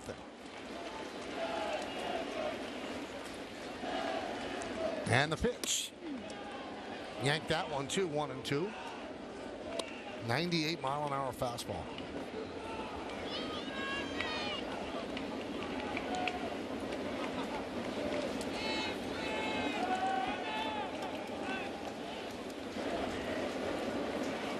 And the 1-2 pitch. Popped up, left field. Verdugo comes in, he's there, and he makes the play for the final out. No runs, 2 walks, 2 men left. We go to the bottom of the fourth.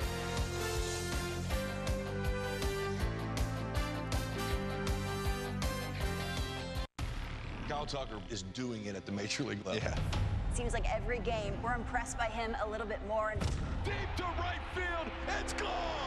King Tuck! Talk about his defense, which is elite. He leaves, and he caught it! Tuck out there protecting the kingdom. Kyle Tucker has been the man. Bat flips for days. Watch this one. Hey, boys, this is what I do. All hail King Tuck! Get inside the game with the winner of the 2024 Sports Emmy Award for Outstanding Daily Studio Show, MLB Tonight. Boom! How fun is this show? There it goes! See ya! MLB Tonight, only on MLB Network. Since its inception, the Boys and Girls Clubs have been more than a fun place for kids to go after school. For some, it's been a second home where they can learn, play, and grow. Thanks to the partnership between Major League Baseball and Boys and Girls Clubs, children of all backgrounds have access to safe spaces. All right, let's go take a selfie. MLB Together and the Boys and Girls Clubs of America, empowering children and building futures. Bring it in.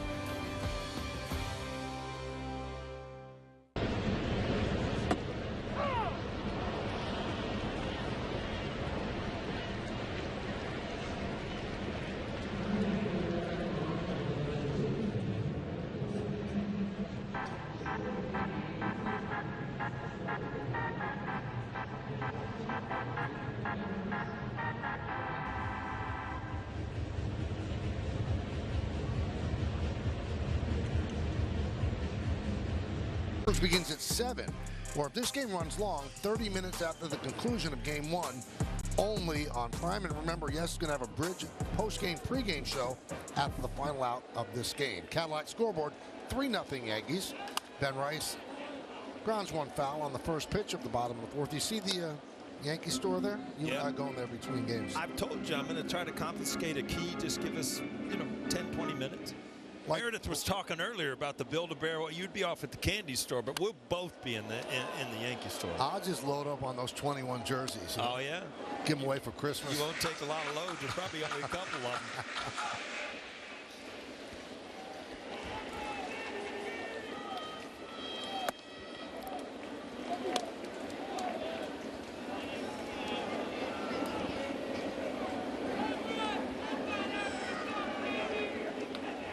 And the pitch. 1-2. Rice struck out in the second inning. It'll be Rice, Cabrera, and Verdugo against Davis Daniels. So the Yankees have threatened. They pushed 3 across, but they left 4 runners on base in the first 3 innings.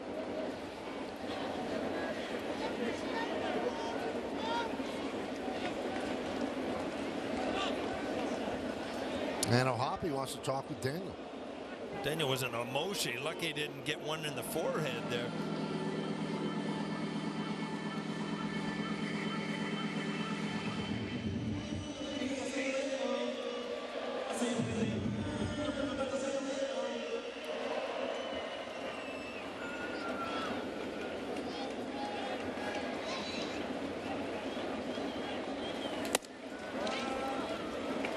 So we're 2-2 as we start the 4th inning.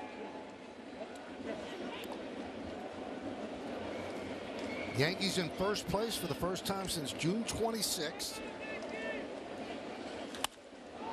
And first place at the end of play. So the Orioles lost yesterday. So the Yankees are in first place by a half game. So despite the Yankees going through that awful stretch, the Orioles have gone through an awful stretch. And, you know, while the Yankees were playing the way they were playing over 35 games, the Orioles had a chance to pull away. They couldn't do it. Now they're in second place in the East, and the Yankees are in first. And the scoreboard said 2-2 is likely 3-2 as Rice works a walk.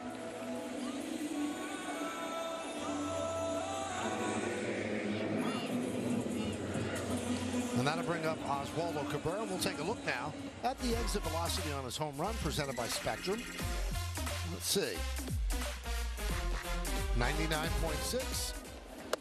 And I didn't see the distance. It was too quick for me. My eyes are not as quick as they used to be. Oh, there it is, 360.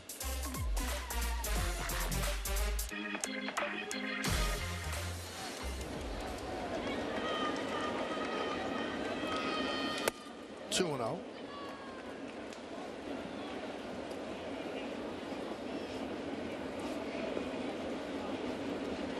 Lights have been on since first pitch.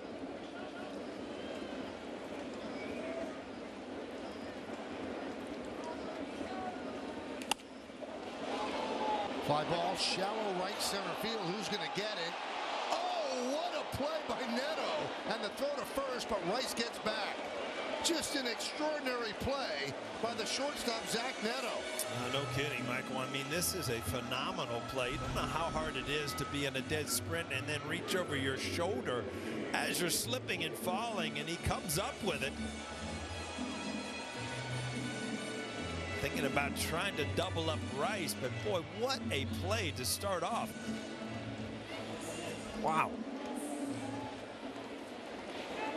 The only thing that becomes easier, Michael, when it gets wet is when you dive for a baseball. You slide a little bit, you don't stick, you know. Here's Verdugo. Fouls it away.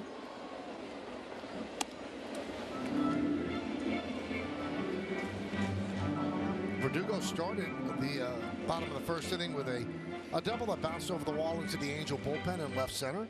He came around to score, and then he grounded out sharply to first. 1-1.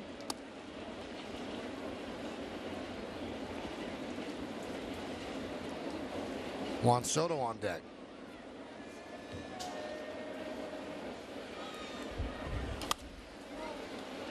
One and two.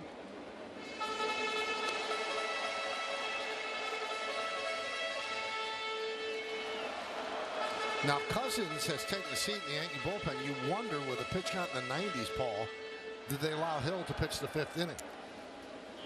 Maybe Cousins is just ready. It's a good question. You know, it's been a struggle almost every inning as Verdugo just lines one into right center field. Rice should be able to score easily. And he does. RBI double for Verdugo, 4-0. Verdugo again, you talked last time up, has had 2 good at-bats. Well, now he's had 3 good at-bats. 2 line drives and a ball rifled that was caught by the first baseman. Boy, it's good to see him swinging the bat. Good pitch to hit, great swing. Another run for the Yankees. And that one knocks out Daniel as Ron Washington slowly walks to the mound. He's going to go to the bullpen. Rice never hesitated, waved on by Rojas, scored easily. Verdugo is 50th RBI of the season, and the Yankees have a 4-0 lead. So Washington takes the ball from Daniel, signals to the bullpen. Soto's due up. Stay right where you are. Yankees lead 4-0.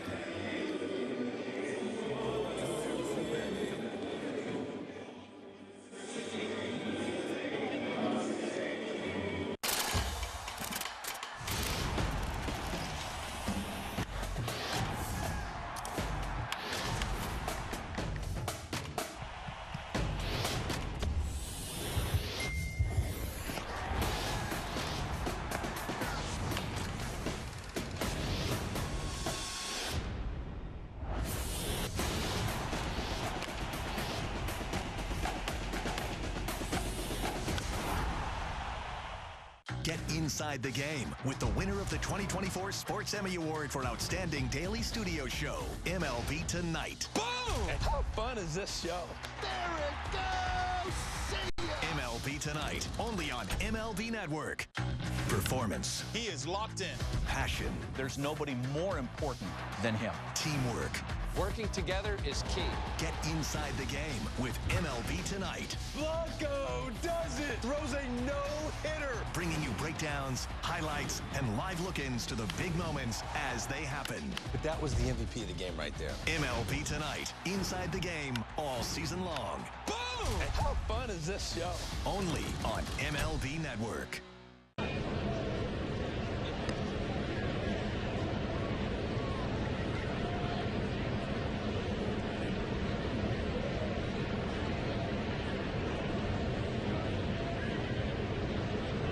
Guests in attendance are going to receive a Juan Soto MGCT collectible figurine courtesy of TikTok.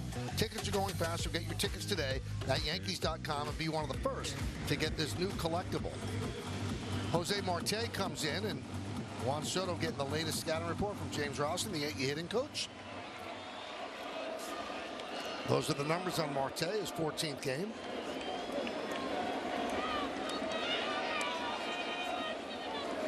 Soto swings at the first pitch and grounds it to second.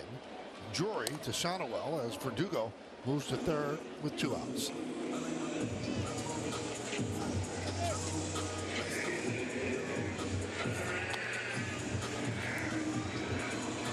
Ron Washington thinking, well, should I let him try to pitch around him or just give him first base?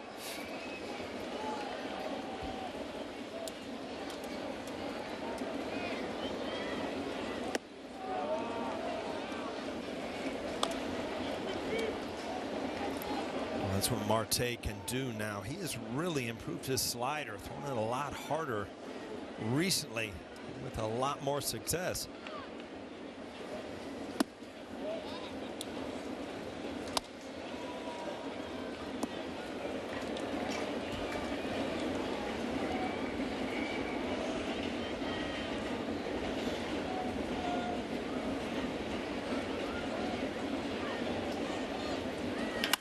Line and a base hit to left field. Verdugo will score. Judge is 2 for 2 with a walk. That's his 104th ribby, and it's a 5-0 Yankee lead. Michael, this ball was absolutely just ripped, and you don't know how hard it is in the back of your mind to know that you're probably not going to see a pitch and then be ready to hit one like that to score another run. I mean, Aaron Judge, it's amazing to me because you start playing games with yourself mentally. They're pitching around me. They're not going to give me anything. And then you're ready for the one pitch that you get and just rifle it to left. Wells hits one deep to right field. Adele in front of the track will put it away for the final out. But the Yankees get 2 runs on 2 hits, 1 man left. We go to the 5th.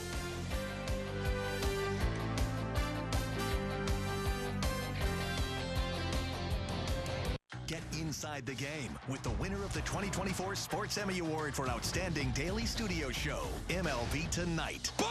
How fun is this show? There it goes! See ya! MLB Tonight, only on MLB Network. Corey Seager, all eyes on him. He's ready to go. He's aggressive. Here's a dude that swings 52% of the time on first pitches. Corey Seager smashes a ball. The ability to be able to come together and compete every night. You know, that's what it's all about at this point for me. Corey Seager does it again. This guy is doing it all. He's hitting bombs all the time.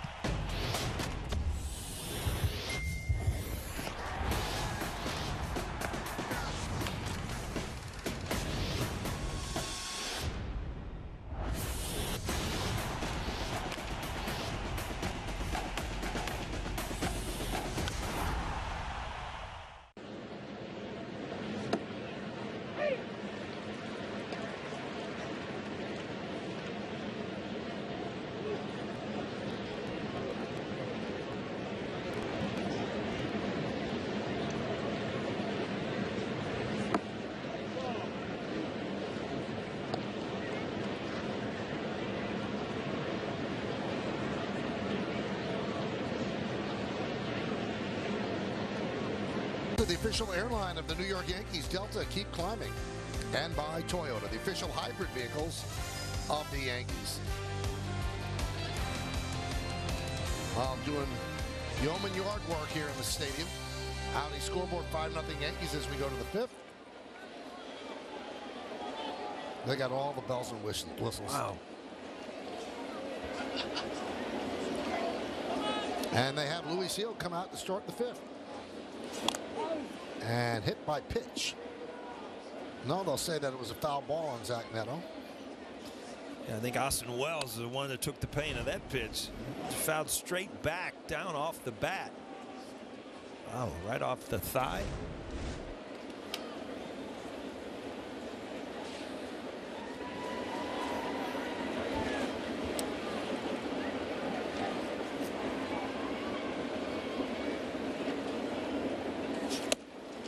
One and one. Yeah, Michael, you kind of touched on it earlier. You see Los Santos up in the pen. I think that Aaron Boone is going to try to milk every out that he can get out of Gil today, even with the high pitch count. I remember, Paul, he has an extra day because he first pitched yesterday. Yeah, with that second game, you never know what you're going to need out of the bullpen.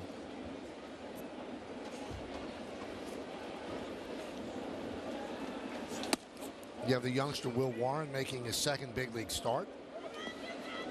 So they would like to get some distance, but right now it's a 3-1 count on Neto.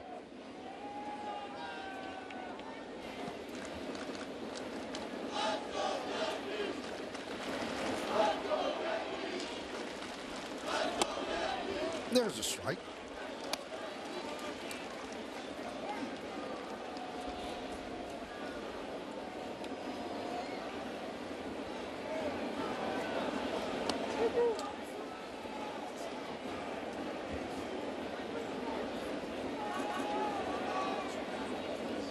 Three-two.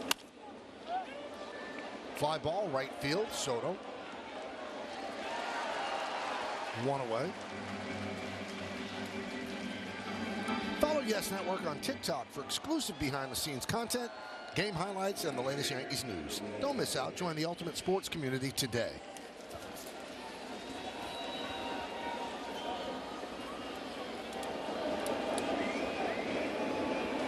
Logan O'Hoppe takes high. Now, in the old days, you'd say, well, let's try to get him through 5 so we can get a win. I think that's the furthest thing from their mind. They're just trying to steal outs here despite a high pitch count. Because we see the way managers take guys out with 4 2/3. A win doesn't mean anything. And, you know, another discussion for another time. Maybe they should change the win to 4 innings because the game has changed. Certainly has. I mean, and I wonder if you really got a true answer, you know, from starters, that wins and losses really don't matter. It's just how you pitch.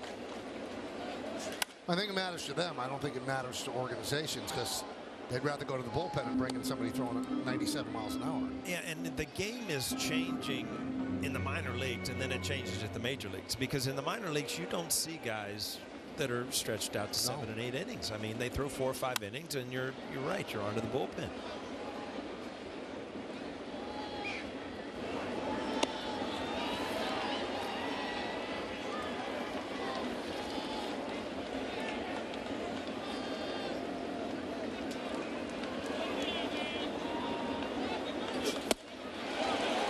And down goes O'Hoppe. Now the high for Gil this season is 104 pitches. He's at 104 right now. Well, he's looking for one more out, and he has really gone back to where he was earlier in the year with just a good fastball and trying to mix in something. Has just really not had a great feel for his slider like he has recently. But you know, it just goes to show you what he's becoming as a pitcher. He can read himself. Wells can read it. You know, a couple games ago his slider was unhittable. Today it hasn't been. So you just go back to your fastball and use other ways of getting guys out. 0-2 on Calhoun.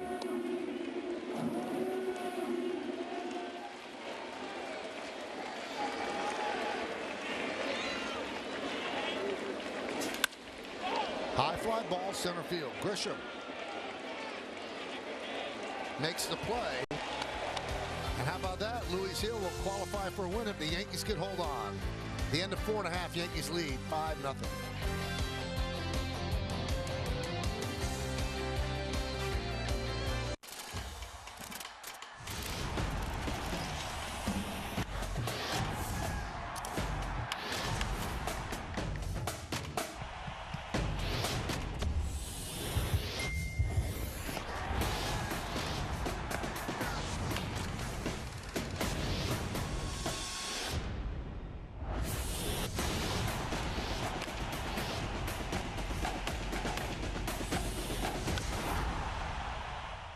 Join the conversation on Intentional Talk. I had a moment with a turtle. I was out snorkeling. He just turns right in the water and looks dead at my eyes. We like connected, and I was like, yeah, I got you, buddy. Intentional Talk on MLB Network. Kyle Tucker is doing it at the major league level. Yeah. Seems like every game we're impressed by him a little bit more. Deep to right field, it's gone!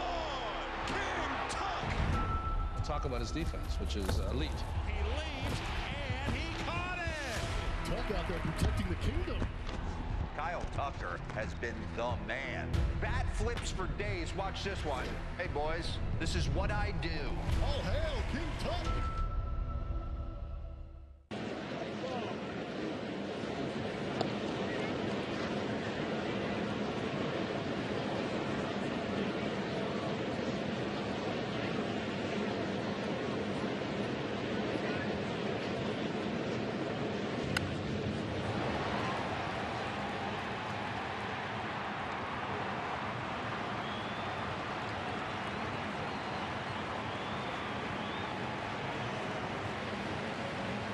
By Memorial Sloan Kettering Cancer Center, and by Hyundai. With a brand new Hyundai, there's joy in every journey.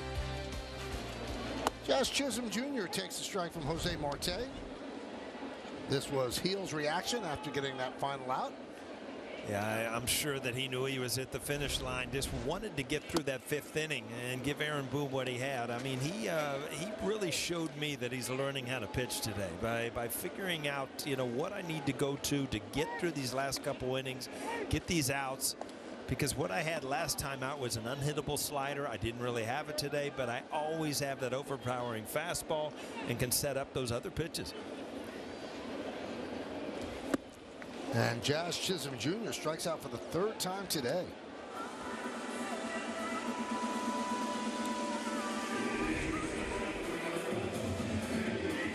Marte can really turn it over, and he got ahead in the count.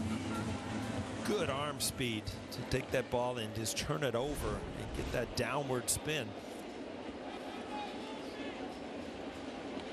Here's Anthony Volpe. RBI double in the first inning and popped to short in the third with runners on second and third and one out. His average had dipped under 250, now back up to 262 as he's been a different hitter since the All-Star break. And you know, according to him, it's not like he made these big mechanical adjustments. He just shut it down for 2 days, and then it was kind of a reset, Paul. Grounded foul outside of third, and you know, sometimes the break is really valuable that way. Yeah, there's no doubt. I mean, he used it to the best that he could use it. It kind of cleared his head and got back to what he had worked on in the offseason, and that's a little more of a level swing, using right center on the hard fastballs and being able to not worry about the inside pitch in the uppercut.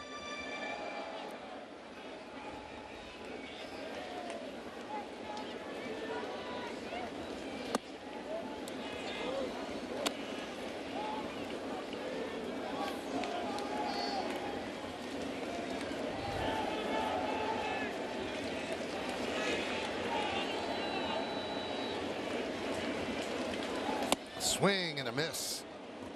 2 away. And Marte has been really good lately, and a lot of it has to do with this. Not like Gil, he has learned to throw a slider a little bit harder and get some swing and misses.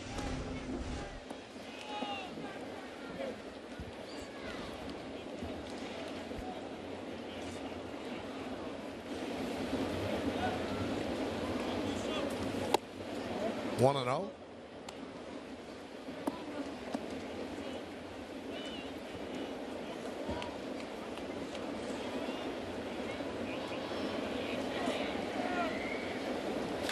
That one's lined into right field. It's a base hit. That's going to go into the corner. Grisham will go to second. Digging out of the corner is Adele. And it's a 2-out double for Trent Grisham.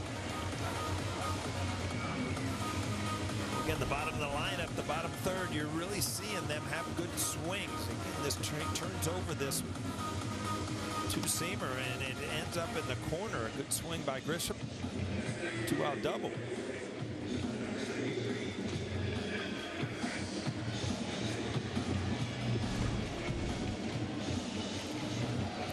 Well, you mentioned the bottom of the order. In the last 9 games, Paul, 7, 8, 9 hitters for the Yankees hitting 292. 16 extra base hits, 27 RBIs. Rice fouls at bat. Yeah, and I think that went up earlier with Cabrera's home run. It's another RBI. So, you know, we were always wondering, you know, when the Yankees were struggling, who was going to help Soto and Judge. And now, you know, Volpe has really turned it around since the All-Star break. You know, Rice had his little hot streak. Verdugo's swinging the bat well. All of a sudden, you see where this team can score runs day in and day out. Oh, Hoppy just fired it through, and Neto wasn't near the bag as they try to chase back Grisham. Looked like somebody missed the sun.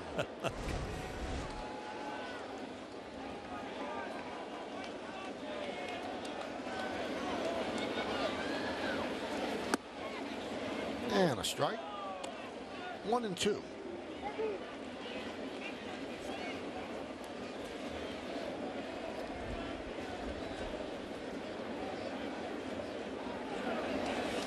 Marte called up mid-June, pitched well, 2.55 ERA. Check swing. 2 and 2.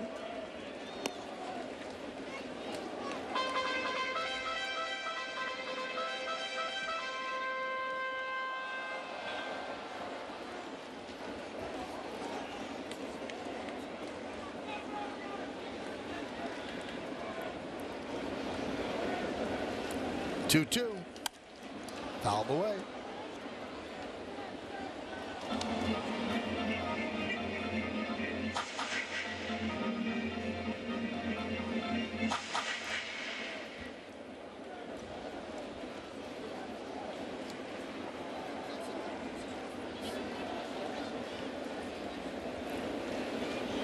Two. 3 and 2 on Rice.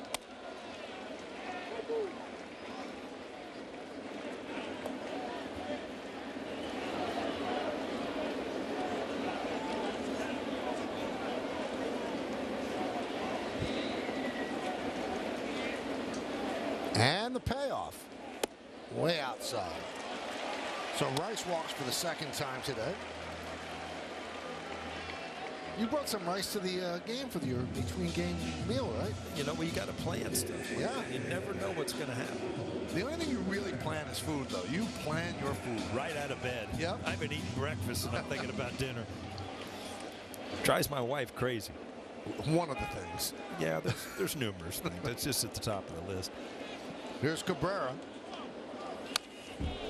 This is how different we are. Jody will text me. He's going, we don't have to eat. I said, I don't care. It's ridiculous. I don't care. I know. My wife's the same way. I don't care if I eat them. What do you mean you don't care if you eat dinner? It's the biggest pleasure in life to have a scheduled dinner.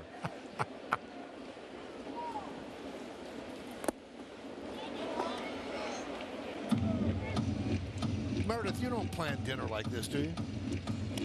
I mean, maybe not as extensively as Paul does, but I try to bring something here so I don't have to eat ballpark. But you don't wake up in the morning and go, gee, what am I going to do for dinner tonight? No, I'll figure it out as time goes. God only knows where I'll be 12 hours later, Michael. I like to go with the flow.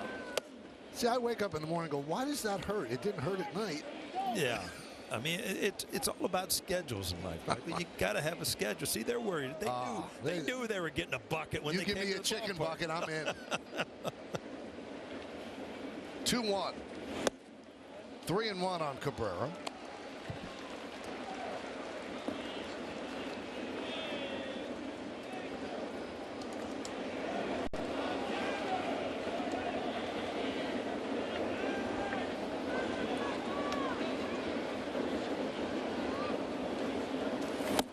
And a walk. So he gets 2 quick outs on strikeouts and a double and 2 walks. Load the bases for Verdugo.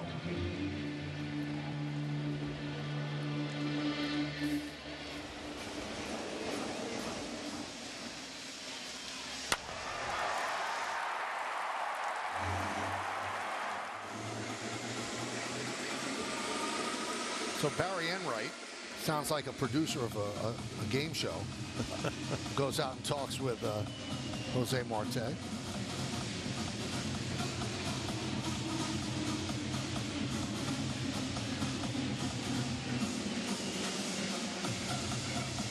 I watched the game show last night. Like, we got rained out. I came home late, and I'm sitting on the couch, and the next thing you know, I wasn't going to change the channel. Didn't know where the remote was. Right.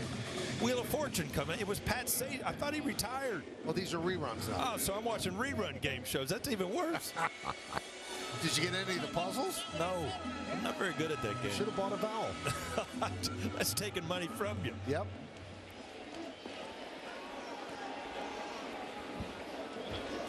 So here's Verdugo with a couple of doubles today. RBI and 2 runs scored. He's got bases loaded with 2 outs in front of him. We're in the bottom of the 5th. Yankees lead 5-0. He's never had a grand slam in 83 tries.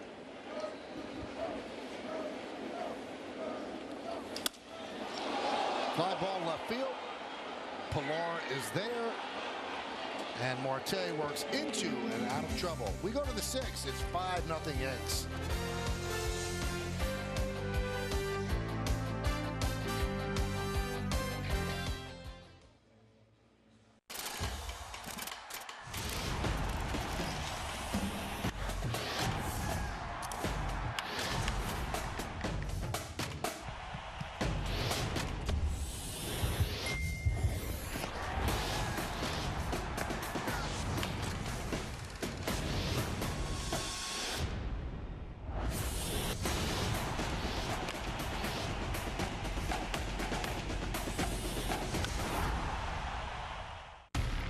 Tucker is doing it at the major league level. Yeah. Seems like every game we're impressed by him a little bit more. Deep to right field, it's gone! King Tuck! Talk about his defense, which is elite. He leaves, and he caught it! Tuck out there protecting the kingdom. Kyle Tucker has been the man. Bat flips for days. Watch this one. Hey, boys, this is what I do. All hail King Tuck! Get inside the game with the winner of the 2024 Sports Emmy Award for Outstanding Daily Studio Show, MLB Tonight. Boom! How fun is this show? There it goes! See ya! MLB Tonight, only on MLB Network.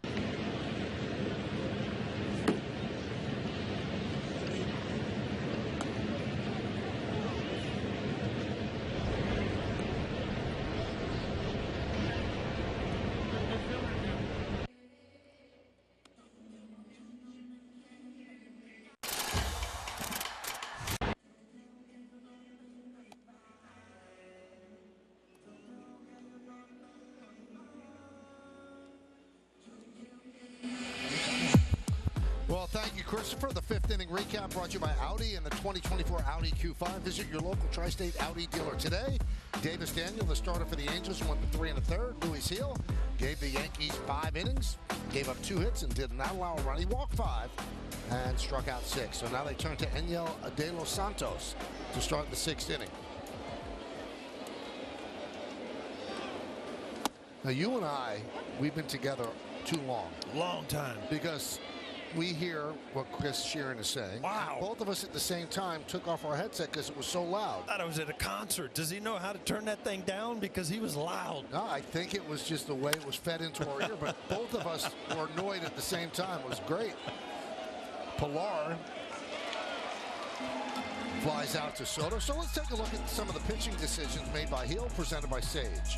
You know, he's coming off 4 really good outings, and this was a little bit different because he went to his fastball much more when he didn't have his A-type slider.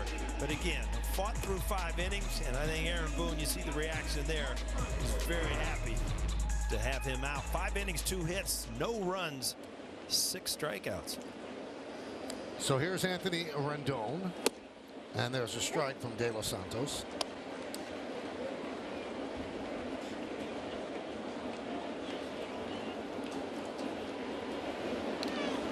Before the deadline, the Yankees made 3 deals. They brought in Mark Leiter Jr., who's really been helpful since getting here, Enyel De Los Santos, and Jazz Chisholm. And they've all helped. They'd like to get a couple of innings out of De Los Santos here. That would help leading into the 2nd game. The 0-2. 1-2.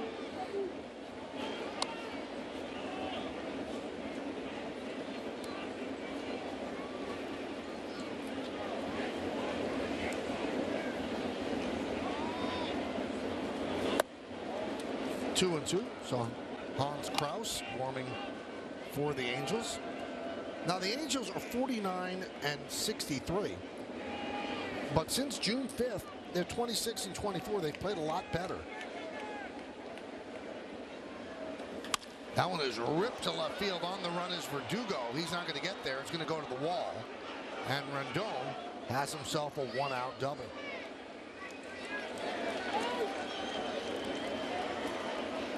One thing you could always say about Rendon, when healthy, he can play. Yeah, I mean, this had that sound. I mean, it was just ripped to left field, ball up in the strike zone, and he had no problem getting to it. See a back leg, weight back behind the baseball, and just lines it to left field. Great jump by Verdugo. The ball just beat him to a spot. No way to get it.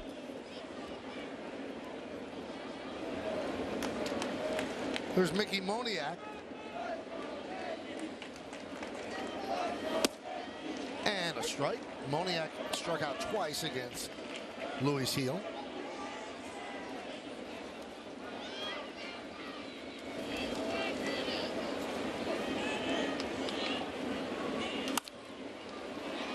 Sky to shallow center. Volpe is there and puts it away for out number 2.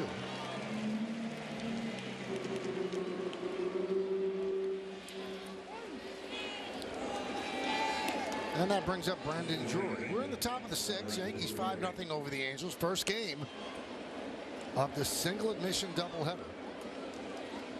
The Yankees' 2nd doubleheader this year, right? I think yes. They played 1 against Cleveland, and I think this is the Angels' first doubleheader of the year. Just when you play in California, you don't have to worry about rainouts. Well, as the song says, it never rains in California. Yeah, I think Edmonds, I think, was that guy's name. But when it rains, it pours. Yeah.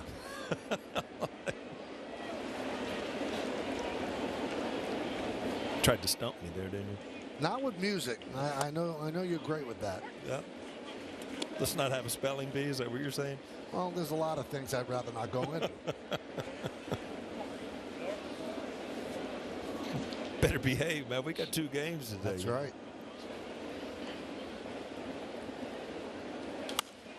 One and 2.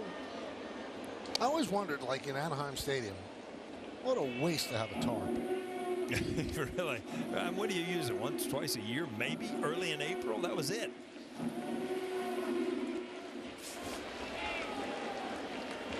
Yankees have 9 hits. The Angels have 3. And 2 of the 3 off the bat of Rendon.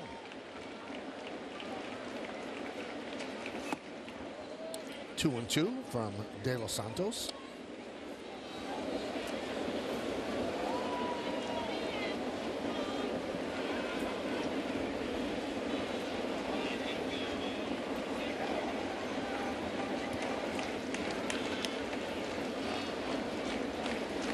Way outside, 3 and 2.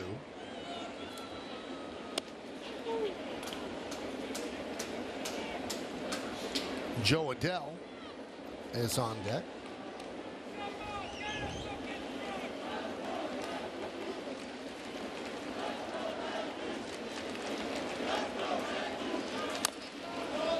Stays alive with a foul ball, still 3 and 2. Along with Meredith Morakovitz and Paul O'Neill, I'm Michael Kay. We thank you for spending part of your Wednesday afternoon into the evening with us. You should be with us all day. Second game will be on Prime. We appreciate it. We appreciate your time. A lot of things you could be watching. Did you go pro on me and bring another outfit, or we're sporting the same thing? No. Those days are over. They should bring different ties. Just to be cool? Yeah. As Drury works a walk. I never understood that as a player, too, because there are a lot of guys who will go in. I understood it in a split doubleheader. You had 2 or 3 hours between games, but we'll go in and change uniforms. You know, if you got dirty, that meant you had a good first game. You might as well keep the uniform on. Just go at it again. Huh? So you never did? No. Split doubleheaders you did? Oh, you had to. I mean, you had to shower and wait because, you know, sometimes it's 3 hours or so. Adele hits one to right center. Rolling in the deep is Soto. He makes the play. As the Angels strand 2, and we go to the bottom of the 6th.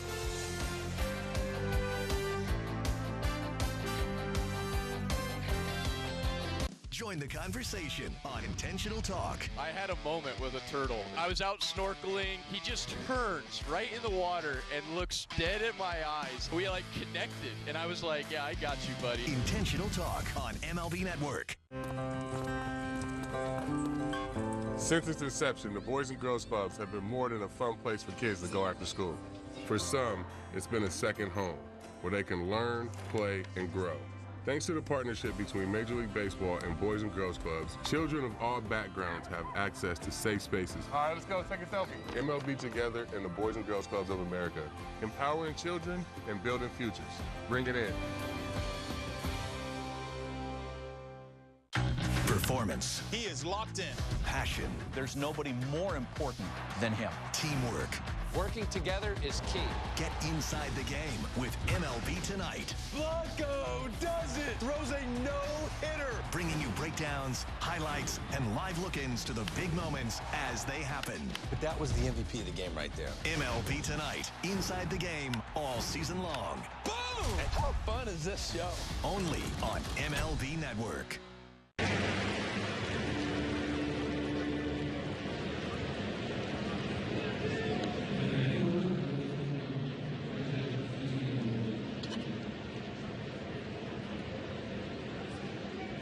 United Challenge. Lace up your running shoes for 138 miles in 3 months, benefiting the Yankees Tampa Foundation. All runners will receive a custom race t-shirt, 2 tickets to a select game at Yankee Stadium, a custom bobblehead, and 46 lucky participants receive a signed Andy Pettitte race bib. To register, scan the QR code on your TV now. All right, going to the bottom of the 6th inning. Pretty good duo starting it off, Soto and Judge. We got more giveaways than we used to. Seems like we can get a lot of stuff here now, right? You know what? They do a great job because fans love it. Awesome. I mean, some of the things out this year, the Soto hoop jersey, that was cool. And today, a bucket hat. bucket hat? Now, I got one, but I'm afraid to try it on. If it doesn't fit, you're going to be all over me. I didn't have to say a word. Yeah. You know, they do come in different sizes. Just saying. All right, if Soto gets on, I'll try it on. Hans Kraus is the new pitcher for the Angels. But you got like 41, 42% chance there because it's his on-base percentage. That's right. That's right. They look great.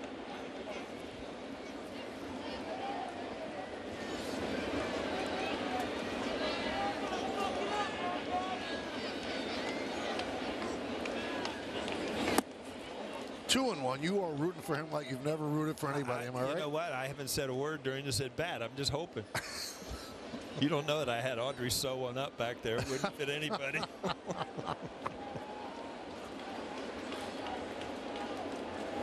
Three and one. Get nervous? You know what? As I said, long face, not a big head.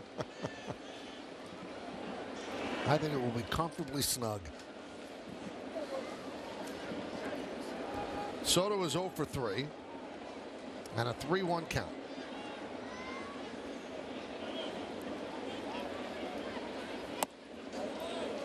And there's ball 4 as Soto reaches. All right, want me to do it now? Let's go. Here it is. Here's a brand spanking new one for you.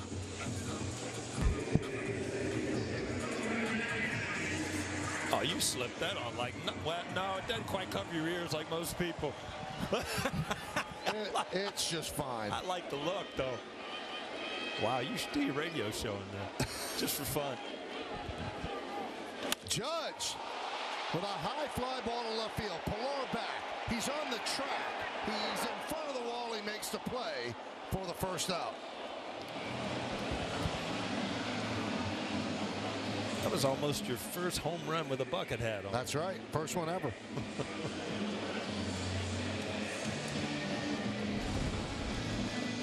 Aaron Judge again from the side every single time. He just got it off the end of the bat enough to keep it in the ballpark. But another great swing and another great look from Michael Kay. It works. Austin Wells takes low 1-0.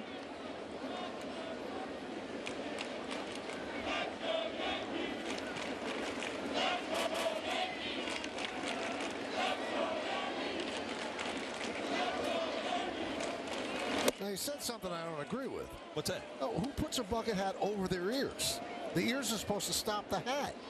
Well, you didn't make it to the ears. What I was saying, it's not. You know, most people it just falls over. You right. Just stayed on top. That's all I noticed. That's all. I'm just being observant.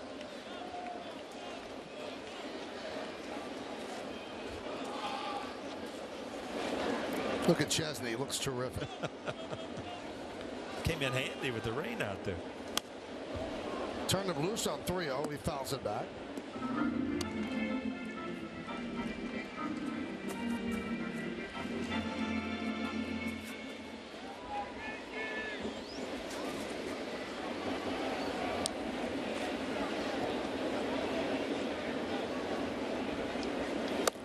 And there's a walk to Wells. Now, I don't know if you were watching, but Eli Manning threw out the first pitch on Sunday, and he had a Yankee hat on. Right. I don't know who did it. Perfectly crowned. Oh, really? Perfectly. I mean, it was like he was a big leaguer for 15 years. Well, he played baseball as a youngster. I hear him saying that. So, you know, he's an old pro at it. Look, perfectly crowned. Am I right? Big league crown. You know, that's sports at its best right there. You got a Giants jersey on and a Yankee hat. So you got 27 World Series titles and 4 Super Bowl championships. Nice. Right in that one picture. Nice. Pretty likable guy. He's a good guy. 1-1 on Chisholm, who was struck out 3 times today.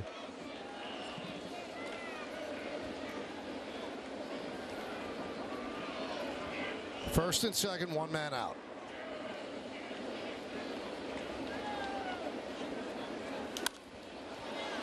Popped up foul, out of play.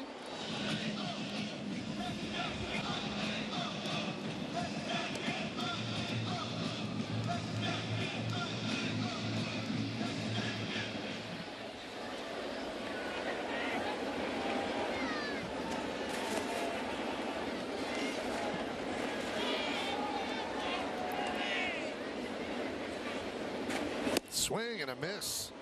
4 strikeouts for Chisholm. Now we're only in the 6th inning. 2 outs for the Yanks. Well, they've really gone out at fastballs with him too, and this one right under his hands, not able to get to it.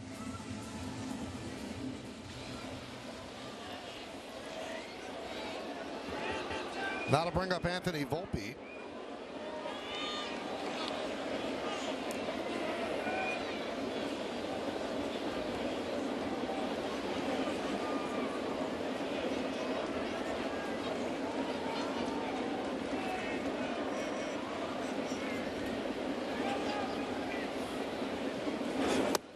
And there's a strike.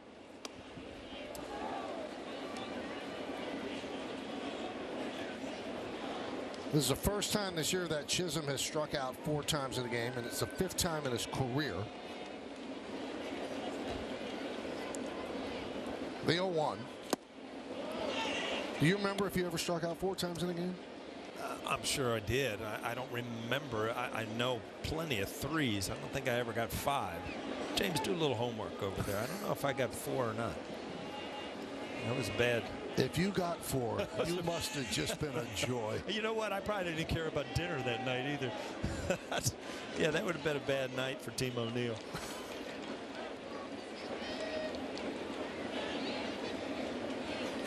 Right off the end of the bat, foul.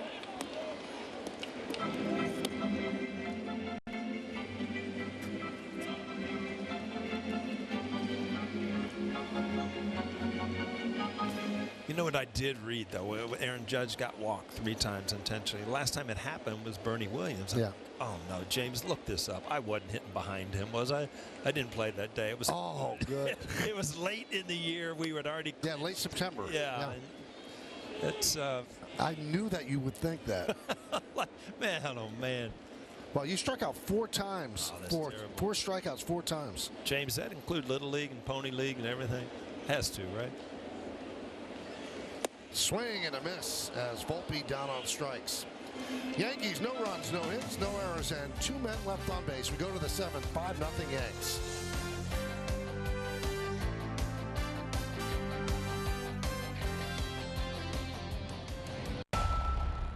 Bryce Harper is special. He's got a flair for the dramatic. Bryce Harper for me is must-see TV. You can't take your eyes off him. We all love his feistiness. Every time it's a big moment, Bryce Harper comes through. That's what you always dream of, to put a city on your back and do that for your team. He did it again! It is Bedlam at the bank! One of the coolest sports moments ever. The power of baseball goes beyond the field. It starts with kindness, reaching out a helping hand. Even the smallest gestures mean the world to a lot of people.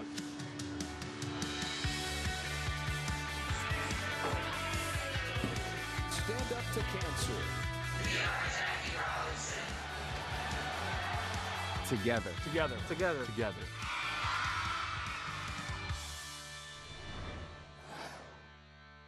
Long before Aaron in Atlanta, before Jackie stole home, there was Satchel, Cool Papa, and Willie at Rickwood Field. Baseball returns to its Negro League roots in the oldest professional ballpark in America, Thursday on MLB Network.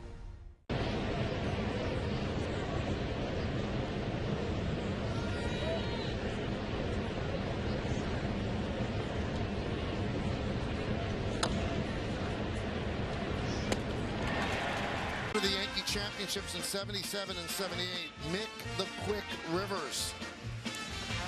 Now, he was part of one of the great Yankee deals. They traded Bobby Bonds to the Angels for Mickey Rivers and Ed Figueroa, who was a huge part of the championships. And he also contributed in the 163rd game when the Yankees played the Red Sox. Bucky Dent was at the plate, and he thought that there was a crack in Dent's bat, and he gave him his bat. Oh, and my. Bucky hit one over the green monster in a forever moment in Yankee history. Spent a lot of time with Mickey Rivers over the years in spring training, and I mean, he always came back to help. He was just, it was fun to be around. Just a great guy, baseball guy.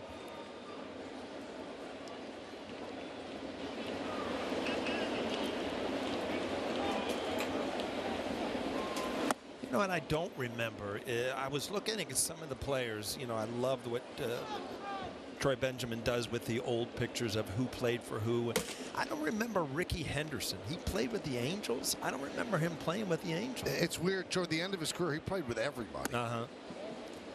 But you know what? I got to be honest. I don't remember him with the Angels either. I remember Reggie, and then I remember Reggie coming back. And hitting the home run off Ron Guidry. Yeah, first at bat back, wasn't it? Yep.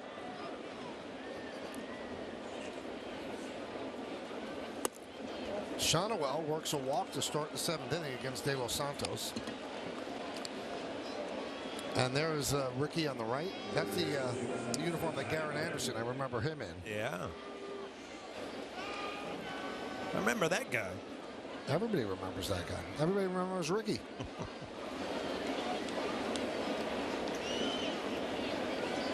Ricky had 32 games in 1997 with the Angels. And here's Aaron Boone taking a walk to the mound. Cousins is ready. The walk to Shonowell. Now Neto's coming up, and Boone wants to bring in Jake Cousins. So an inning plus for De Los Santos. That'll do it. Yankees lead 5-0. Cousins against Neto. When we come back right here on the Yes Network.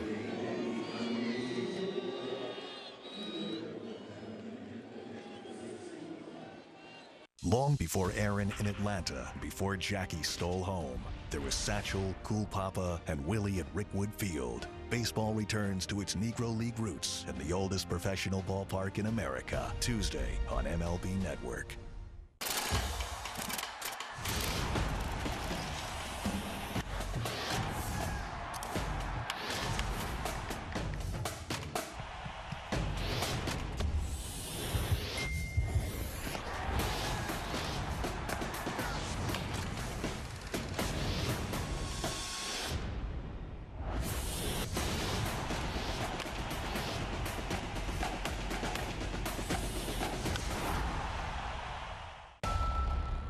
Bryce Harper is special.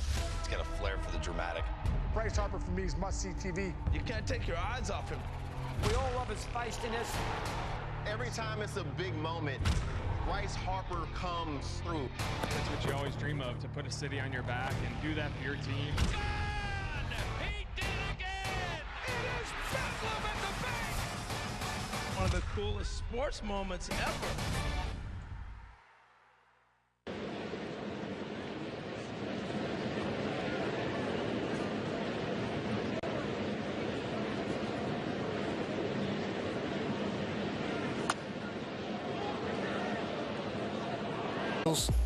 On this play, what a play, Paul. Yeah, believe me, he was slipping and sliding and still reaching over. Just a tremendous play. And how fortuitous we had the coverage cam on him at that point. It's amazing. It is amazing. Luck of the draw, you think? No, I think it's the skill of the people that produce and direct this game for us. Jake Cousins will take over here in the top of the 7th inning, first game of a doubleheader. Runner on first base, nobody out. Zach Neto is 0 for 2 with a walk. And a strike. That slider is such a weapon for Cousins.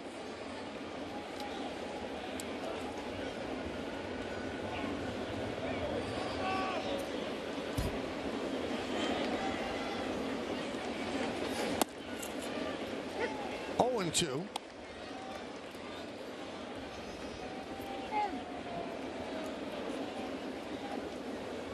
Did I hear you talking with James at one of the games that you struck out 4 times, you got the game-winning hit? Yeah, there were a couple of them. So you go home. Okay. Okay. Yeah. You just strike out 4 times, you go home. That's miserable. If you end up with the game-winning hit, it makes it all worth it. I've got to talk to Neverly because I'm sure she remembers all 4 of those times. Probably the dates. Yeah. What we had for dinner, everything.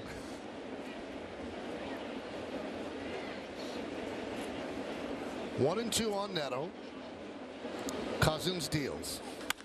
Driven deep to left field. If it's fair, it's gone. It is gone. A long 2-run home run by Neto, and it's 5-2 Yanks.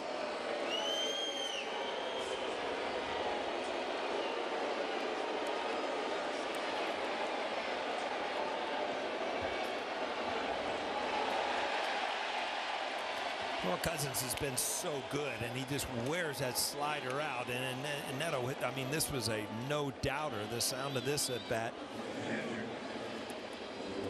But you know what? No matter who you are coming out of the bullpen, every once in a while, you're just going to make a mistake.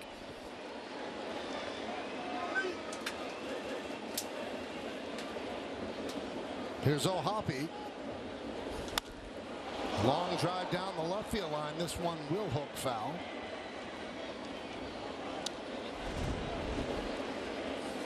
Yeah, the slider just did not get to the outside part of the corner, outside part of the plate. Left it out over the middle of the plate, ends up in the bleachers. Couldn't hold up. The count 0-2. Yeah, that's a good pitch right there. That keeps people honest by running it in. But again, that slider, you see it just break to the middle of the plate. Good pitch to hit.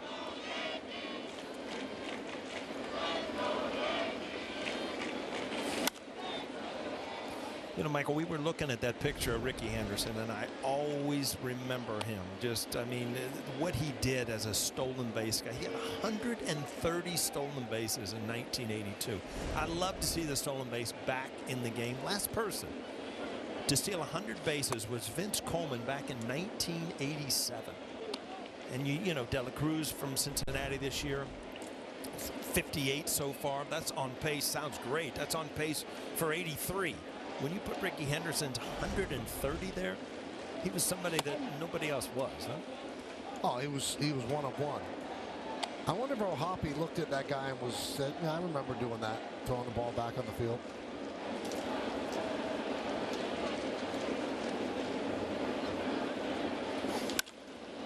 High fly ball deep center. Grisham back. And he makes the play for the first out. Can you imagine the year he had 130 with the rules the way they are now? He can only throw over twice. Bases are bigger, so shorter distance. He might have gotten 160. Yeah, it was really, even from the opposing side, was like almost like a performance. Him coming to the plate to lead off the game. If he got on either by a hit, a walk, then it started with the stolen base. So it was, you know, was something that I look forward to as a fan. I know that.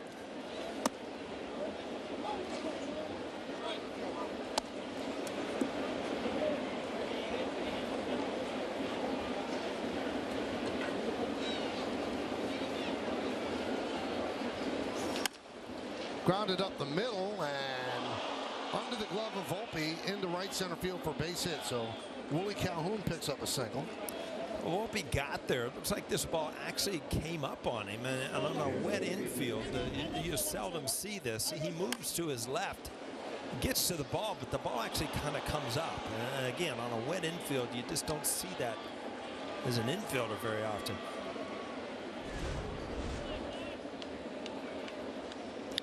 This game tighter than it seems if you're watching. It's just a 3-run game here in the 7th inning after the home run by Neto. Yankees lead 5-2. And Pilar takes a strike. It's an important out here to keep Rendon on deck. Has had some really good at bats. You don't want to give them an opportunity that obviously you make a mistake, you can tie this game up. So far, so good for the Yankees. It seems like this was going to be just one of those games where you cruise on and look forward to game 2. But all of a sudden now with that home run, a little more stressful for Aaron Boone.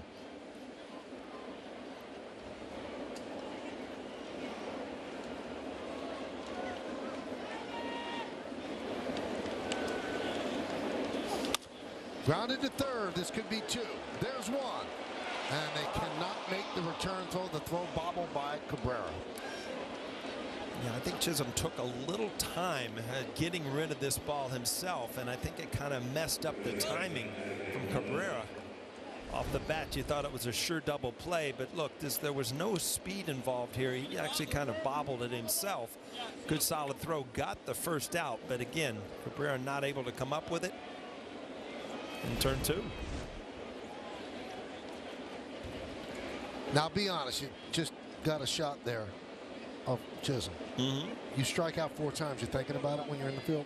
I mean, you try not to. I mean, there are times where you're struggling at the plate, and yes, you take it defensively, but he's been very good since moving over to third base to play for the Yankees. Defensively, he's been solid. Say yes to scoring swag and gift cards with Yes Rewards. Check it out now on the Yes app. It's funny, Aaron Boone brought that up, that he's kind of been surprised at how seamless it's been for Chisholm. Never played third base before. He said there are times that he's out there, he looks as good of a defender as anybody at third in the big leagues. That's how comfortable he's been. Well, I mean, he's such a great athlete. You can tell by just watching him from afar what he can do on a baseball field when things are going well. He showed some power right when he came over here, but his speed, a big stolen base the other night, his defense, I mean, that's just a guy that has a lot of ability to do a lot of things on the baseball field. So here is Rendon, runner on first, 2 outs, and the first pitch from Cousins is a strike. You know, there are ramifications turning this into a 3-run game. And one of them is you've got to use your high leverage relievers. And you might have to use Clay Holmes, and that means that you're not going to use him in the second game. Yankees still have some time to put some runs up on the board in the bottom of the 7th and the 8th, so it doesn't remain a safe situation. Right now it's a 3-run game.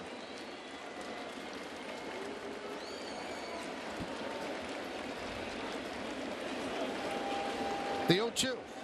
And that one gets past Wells, allowing Pilar to go to second. Yeah, this is going to be, you should see this slider just held on a little bit too long and kind of lawn darted it, but this is going to be a challenge for Aaron Boone because, you know, unlike out of the All-Star break where they had a lot of days off where they could rest people, you're on a big string of a lot of games, and now you're really going to have to manage that bullpen. Held up, 2-2.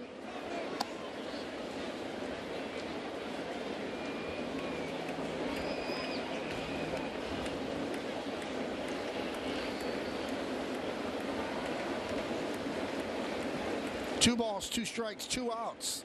Pitch. Ball off. Fly ball the other way. Makes a seat. Maybe third row. Well, you'd almost have to just challenge him with that fastball again, because you could tell with that swing he was looking for that slider away. He just kind of served one the other way just to make contact.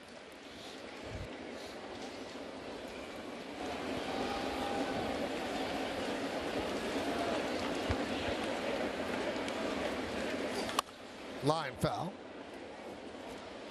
Yeah, see, he is right on that slider. I mean, he is looking for that slider, knowing that Cousins is probably going to throw it. He's got a great slider, but boy, when an experienced hitter like Rendon is looking for a pitch, you're going to have to make a really good one to get a swing and a miss.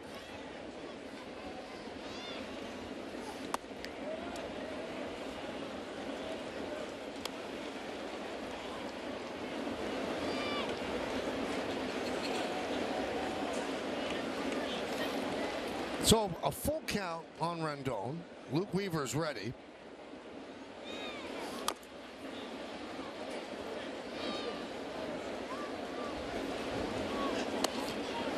Still 3-2.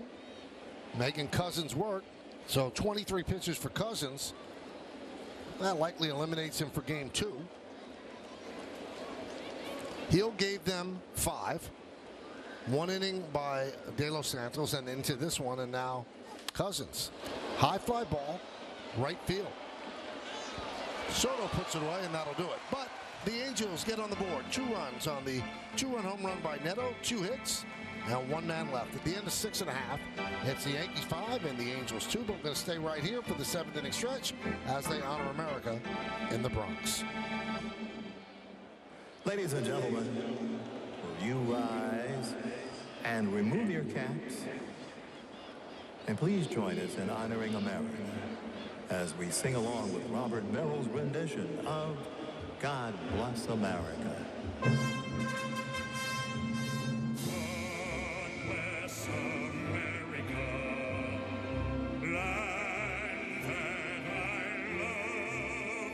Stand beside her and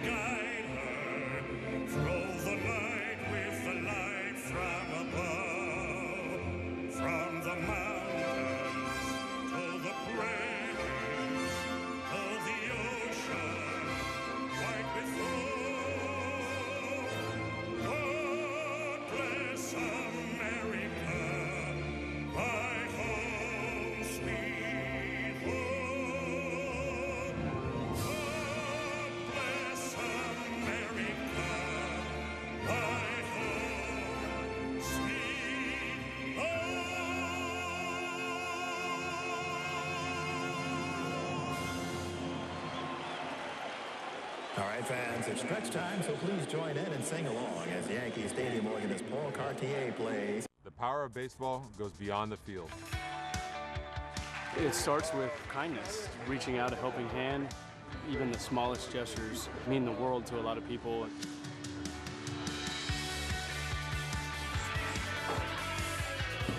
Stand up to cancer. Together. Together. Together. Together.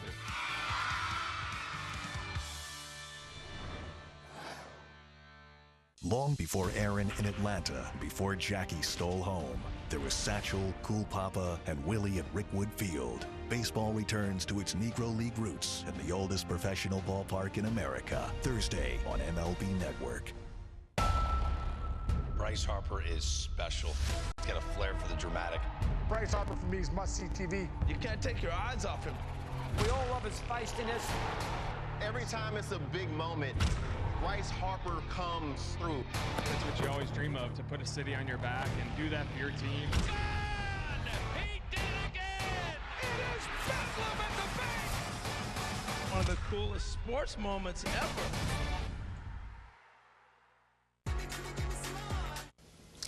Jack and Chris back here with this Ford update in our Yes Network studios. And Jack, your opening comment from the pregame show is proving to be hitting home right now. Yeah, workmanlike effort for the Yankees against the team they expect to beat. You actually have to go out there and do it, and that's what the Yankees are doing. 5 different players have runs batted in. Luis Gil on a night where he didn't have his greatest stuff, still managed to plod through 5 innings. Now the Yankees need 6 more outs to lock it down. Jack Meredith and I will bridge the gap from Game 1 to Game 2. Right now we send it back to Michael, Paul, and Meredith. En toda la ciudad, la selección más grande de modelos nuevos y preusados en toda la región y un servicio maravilloso donde hablan español y te tratan como familia. Bronx Honda, vienen de Long Island, de New Jersey, de Westchester, Rockland County y de los 5 condados de la ciudad a comprar al magnífico salón en East Tremont Avenue en el Bronx. Menciona el nombre mío, Ricky Ricardo, para un descuento de $500 en cualquier compra o arrendamiento. Trent Grisham al bate, Matt Moore. Le cantan el strike, el primero del zurdo. Bronx Honda, ya usted sabe. East Tremont, aquí en el Bronx. El único Honda dealer en el Boogie Down Bronx. Moore lanza, se le queda bajito. Este veterano zurdo que firmó un contrato por un año por $9 millones en 45 salidas, 42 como relevista, 5 victorias, 2 derrotas, 5.36 la efectividad. Vuelve. Grisham levanta un flycito detrás de segunda. Neto del Cior adelante el left field Pilar pide, es el que se lleva el batazo para el primer out. Yankees arriba 5-2, 5 carreras, 9 hits, 0 errores. Los Ángeles Angels 2 carreras, 5 hits.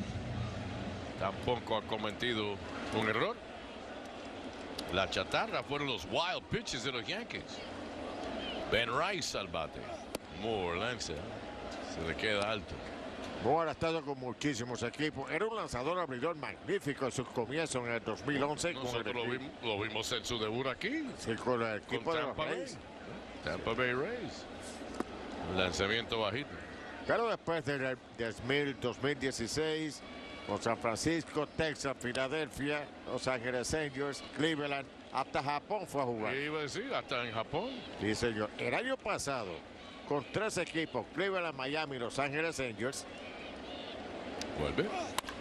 Rice, batazo durísimo por el jardín derecho. Adele le llega en la pista de seguridad. Más duro no se le puede dar una pelota. Pero Joe Adele estaba jugándole profundo y le llegó en la pista de seguridad con la línea que no se subió, no la levantó, lo hubiera botado con la fuerza que le dio, pero es el segundo out. Que salió muy bien a dar a la pelota. Les decía que el año pasado 41 juegos, 5 victorias, 9 derrotas, 2.56 la efectividad con 3 equipos, Cleveland, Miami y Los Ángeles Angels. Oswaldo Cabrera tiene un jorrón hoy. Y por pasar el primero. Y por eso ese contrato, Ricky, de 9 millones por un año ya al veterano. Vuelve. Bola bajita. En el 2013 tuvo un año magnífico que fue a Juego de las Estrellas, 17-4 con el equipo de los Reyes de Tampa Bay. Se ha mantenido el zurdo, ha dado vueltas, pero en las grandes ligas nuevamente. Listo, lanza, Cabrera, swing, batazo por el izquierdo, pero se va abriendo de foul. El viento se lo llevó para el público. 2 bolas y un strike. Mucha brisa aquí, el viento está hacia adentro ahora, aquí adentro de la caseta. Moore lanza, cambio adentro. 3 bolas y un strike. Ha refrescado bastante la temperatura. Comenzamos en 65 grados y ha bajado más que eso. Moore lanza, Cabrera, swing, levanta un fly por el izquierdo, Pilar a su derecha, fajado con la brisa, pero le llega. 1, 2 y 3 se van los Yankees. Vamos al octavo, 5-2.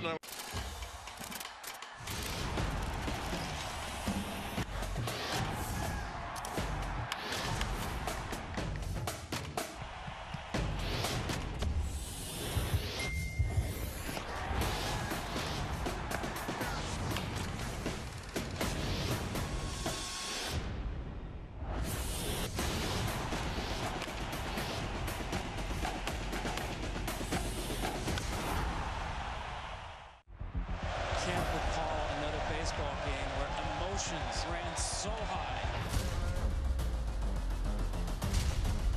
There it is! Fly ball to deep right field. It's out of here! It's gonna go! What a play by Aaron Judge! Experience game-to-game coverage of the night's biggest moments, live and commercial-free. MLB Network Strike Zone, Wednesday and Friday nights all season.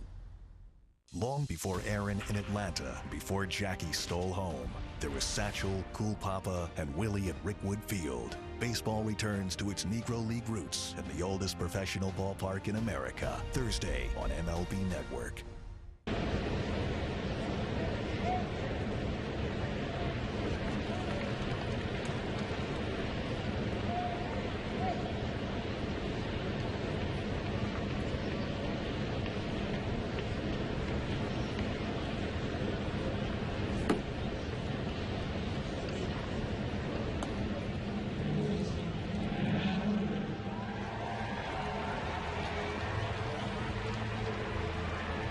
Coverage begins at 6 with Audi batting practice today and the pregame, with first pitch scheduled for 7:05 on Yes and the Yes app. A little help from Dad. And the big chain and the beautiful glove. Wants a souvenir in the worst way. He's going to get it. Ah. Well, don't let an Angel fan get it. Yes, an Angel fan got it. Michael, that would have been made for TV if that ball went in that little guy's glove. Yep. See, LeMahieu takes over at first base for Rice. Luke Weaver takes over on the mound. Bottom third of the order here in the 8th. Starting with Mickey Moniak. Swing and a miss.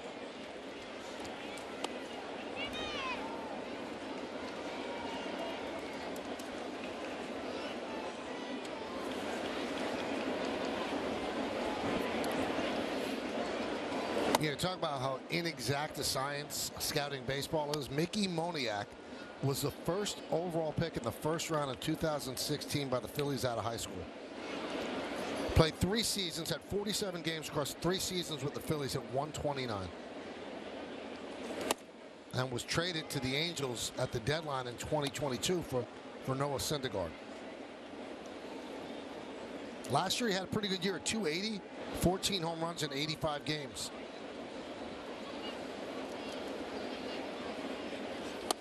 But the thing that caught people's eyes, Paul, he had 9 walks and 113 strikeouts. Wow. Yeah, it's not a good ratio there. No. And that's the #1 pick in the draft.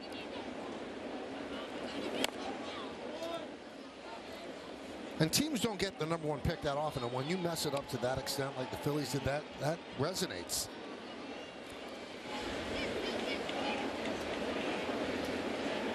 He's still just 26 years old. 2-2. High pop-up.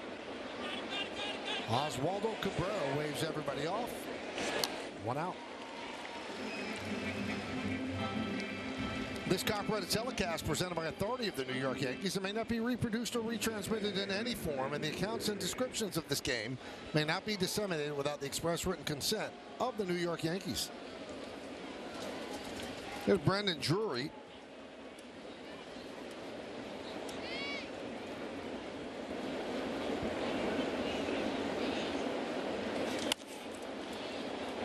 Popped up foul over the screen and into the seats. James, do me a favor and look up the percentage of #1 draft picks that play in the major leagues. Because I can remember when I was drafted, Michael, you know, you talked earlier in the game about the teacher's pet. Well, it's the golden child that shows up to rookie ball that was the #1 pick. It's like you almost stay away from them because they were the #1 pick. And, you know, there are misses. We've talked about that. But for the majority of the #1 picks, especially first overall picks, end up being, you know, really good players. Well, the Yankees had a #1 pick, Brian Tower, who had everything in front of him, but then got into a fight during the offseason where he hurt his shoulder and never made it. And, you know, I used to talk to Gene Michael about him. He said he would have been a star, a flat-out star. Yeah, I remember walking into the cage. Brian Taylor was still in uniform. He was coming to big league camp. And Buck Showalter was the manager. It was my first or second year. And he threw a ball. It was like Bull Durham. It hit the top of the cage. Really? And I looked, and Buck said, "You've seen enough?" I said, "Absolutely." Like, wow.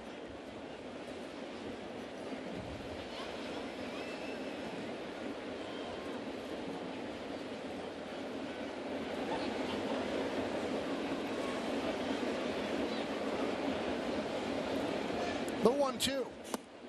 2-2.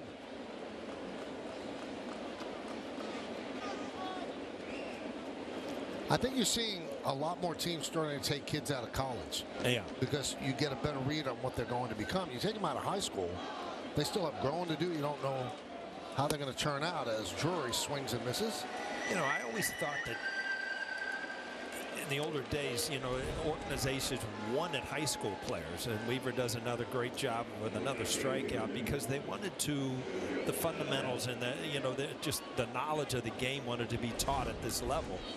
Where now some of the college programs are so close to the minor league levels that you're not really missing anything by taking the kid earlier.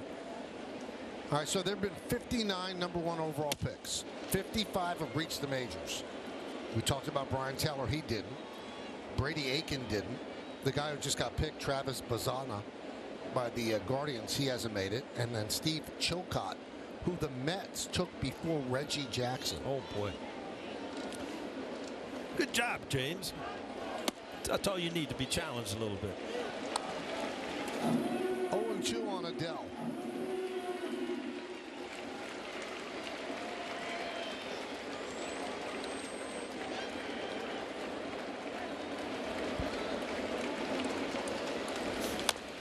Foul ball.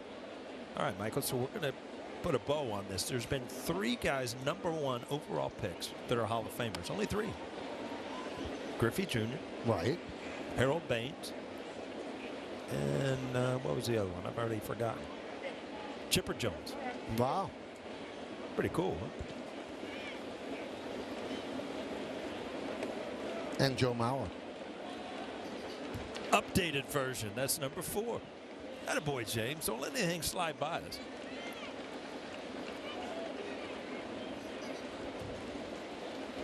The 0-2.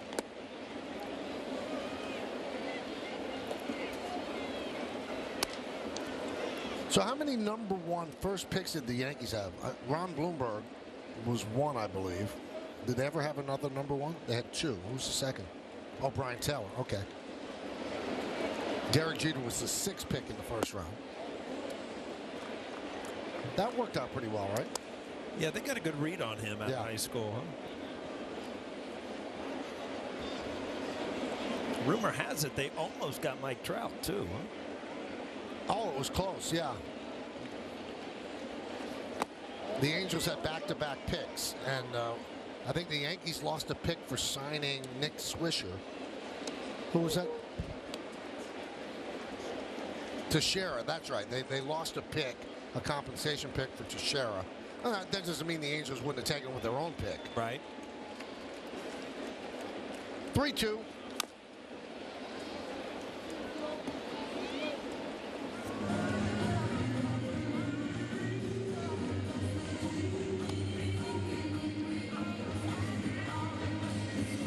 Now, Garrett Cole is a former #1 overall pick. He's on a Hall of Fame trajectory, so he could get there. 3-2. Sounds like a broken bat and a foul ball.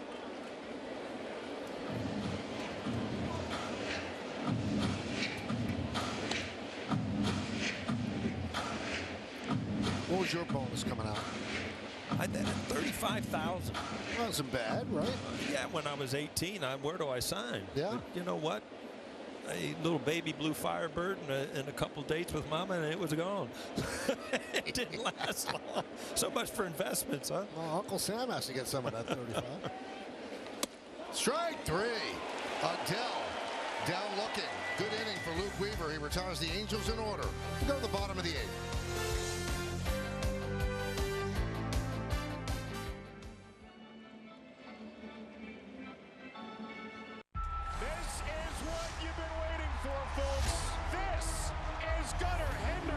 American League Rookie of the Year. What a superstar rookie season he had.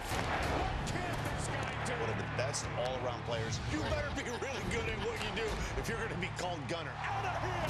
Gunnar Henderson's season is in full effect. Gunnar Henderson's my shortstop. This dude, absolute animal. Show him who you are, kid. Show him who you are.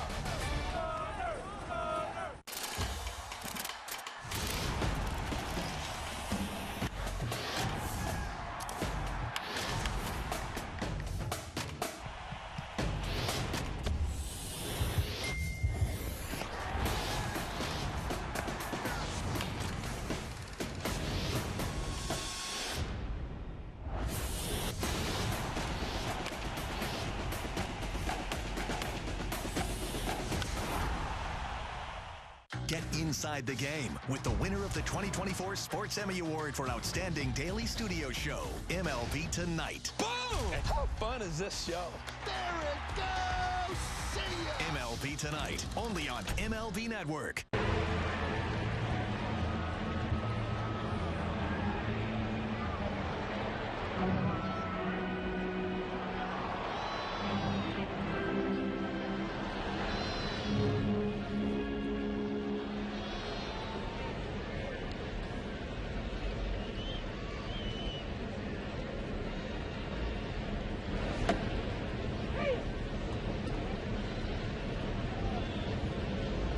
Our studio team recaps Game 1 and sets the table for the nightcap. Plus, hear from Aaron Boone. That's all coming up next on Yes and the Yes app.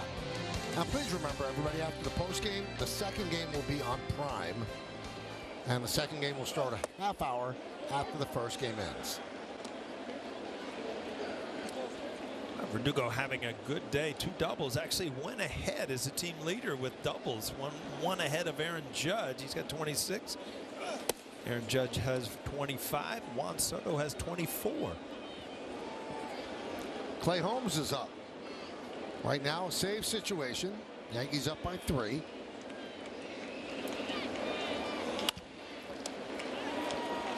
Right back to Moore. 1 down. Luke Weaver threw 21 pitches in the 8th inning, which might make him unavailable, probably make him unavailable for Game 2.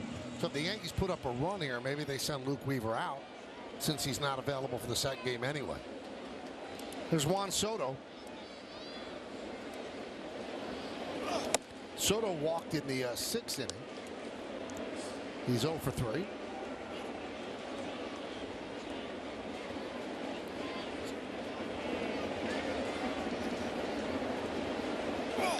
Up the middle and right to Neto. 2 away.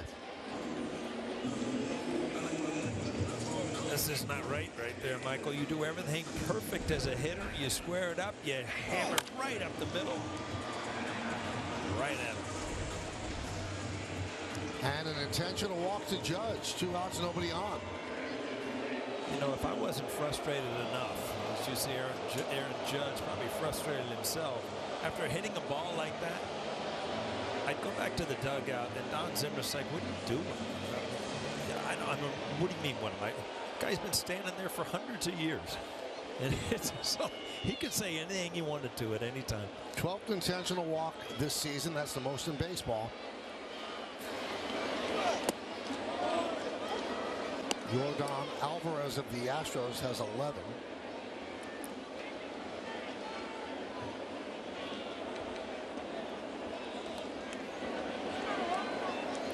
Now, I was thinking about this, Paul. Judge, Ohtani, 2 of the best players in baseball. Oh, yeah. Right? And you could pick anybody else that you think is a great player. Mm-hmm. Baseball's the only sport where you can say you can't play. Right now, you can't play. You're right. They don't say to Steph Curry, you can't have the ball in the 4th quarter. Yeah, they don't say to Patrick Mahomes, you can't have the ball. Right. I mean, you could triple team Steph Curry, but then everybody's available. You can't, in baseball, you can do it. You can take somebody out of the game at a certain time.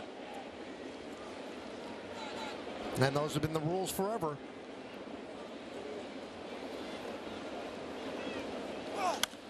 Now, we talked about this earlier, that Aaron Boone admitted that, you know, he's given it some consideration, flip-flopping them. Well, if Judge came up before Soto, I don't think they would have intentionally walked him. He would have gotten a chance to swing the bat. Yeah, but then if he hits a double, then you're walking Soto. So, you know, you kind of pick your poison. And as successful as those 2 guys have been, I just don't see the need to do it. I think that Stanton getting back in the lineup, if he gets hot, could change things. Right to Drury as Wells hit it right on the screws. Judge is stranded and Holmes coming in.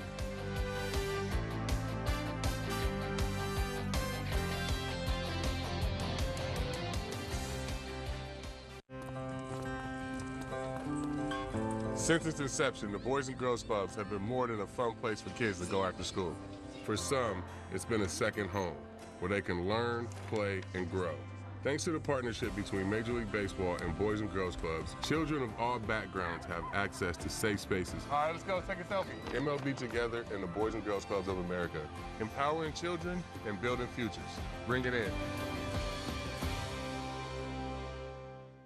Weekdays on MLB Network, it's the baseball show for the thinking fan. Join Brian Kenny and his daily panel of experts for a more analytical look at the game. Think baseball with MLB Now. Weekdays only on MLB Network. Kyle Tucker is doing it at the Major League level. Yeah. Seems like every game we're impressed by him a little bit more. Deep to right field, it's gone! King Tuck! We'll talk about his defense, which is elite. He leaves, and he caught it! Tuck out there protecting the kingdom. Kyle Tucker has been the man. Bat flips for days. Watch this one. Hey, boys, this is what I do. All hail King Tuck!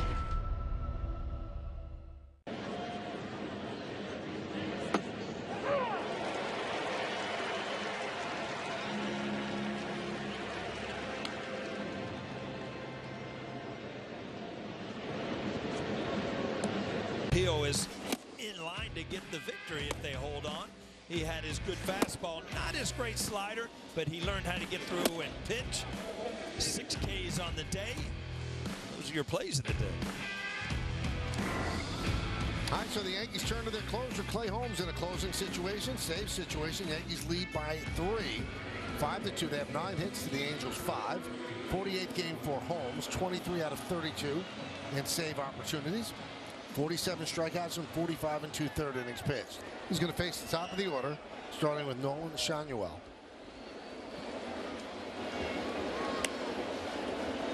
Schanuel is 0 for 3 with a walk. He scored on Neto's home run in the 7th.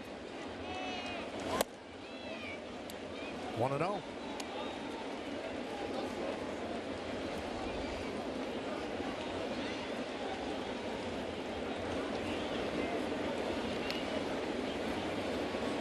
And the pitch. Big cut. 1-1. That's that good sinker. 97 miles an hour. Yeah, it almost looks like a curveball when he throws his sinker. There's so much movement, and you know what, Clay Holmes, you talk about, you need swing and miss guys. I mean, he can get outs, both with the fastball, the slider. He can get ground balls, he can get strikeouts when he's on, and that's the big thing, is using him where he's sharp. He's got as good a stuff as anybody in the American League. Sean Newell calls time, now back in the box. 1-2 count on the leadoff hitter and the first baseman for the Angels. We're in the ninth. Strike three. Breaking ball dropped right in there for the first out. Well, that good sinker early, and now a breaking ball in the back door. It's just, you cannot pull the trigger as a hitter. So here's Neto. His home run is why Clay Holmes is in there right now. Pulled the Angels to within 3, and there's a strike. Sinker, slider, all working for Holmes today.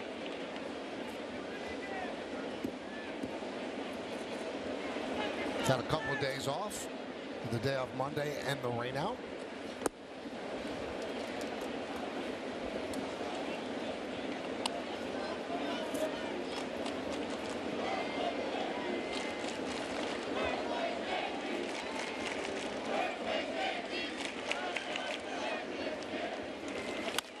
Grounded foul, 1-2 on Neto.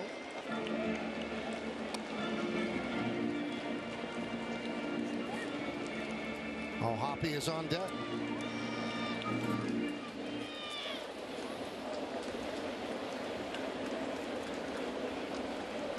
(5-2) Yankees trying to take the first game of this single admission doubleheader. Strike three. Got him looking. Breaking ball. Dropped right in there for out number 2. Couple of sweepers. Right at the front shoulder, just locks up the hitter. Another strikeout for Clay Holmes.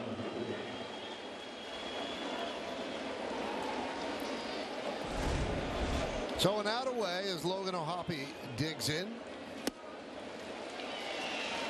Well, you could see from the first or second pitch when Holmes has good stuff. Today he's got filthy stuff. And good command of it.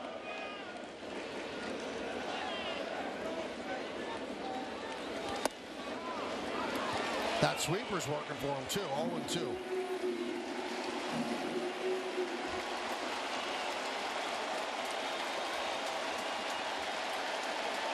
Crowd looking for strike 3. They get a foul ball instead.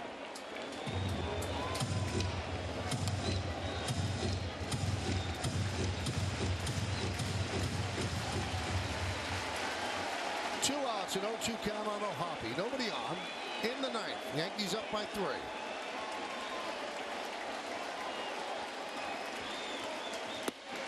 Just missed.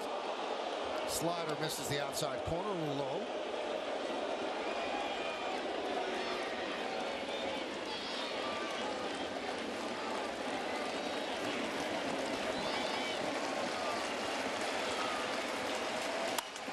Hit sharply and grabbed by Oswaldo Cabrera. The throw to LeMahieu.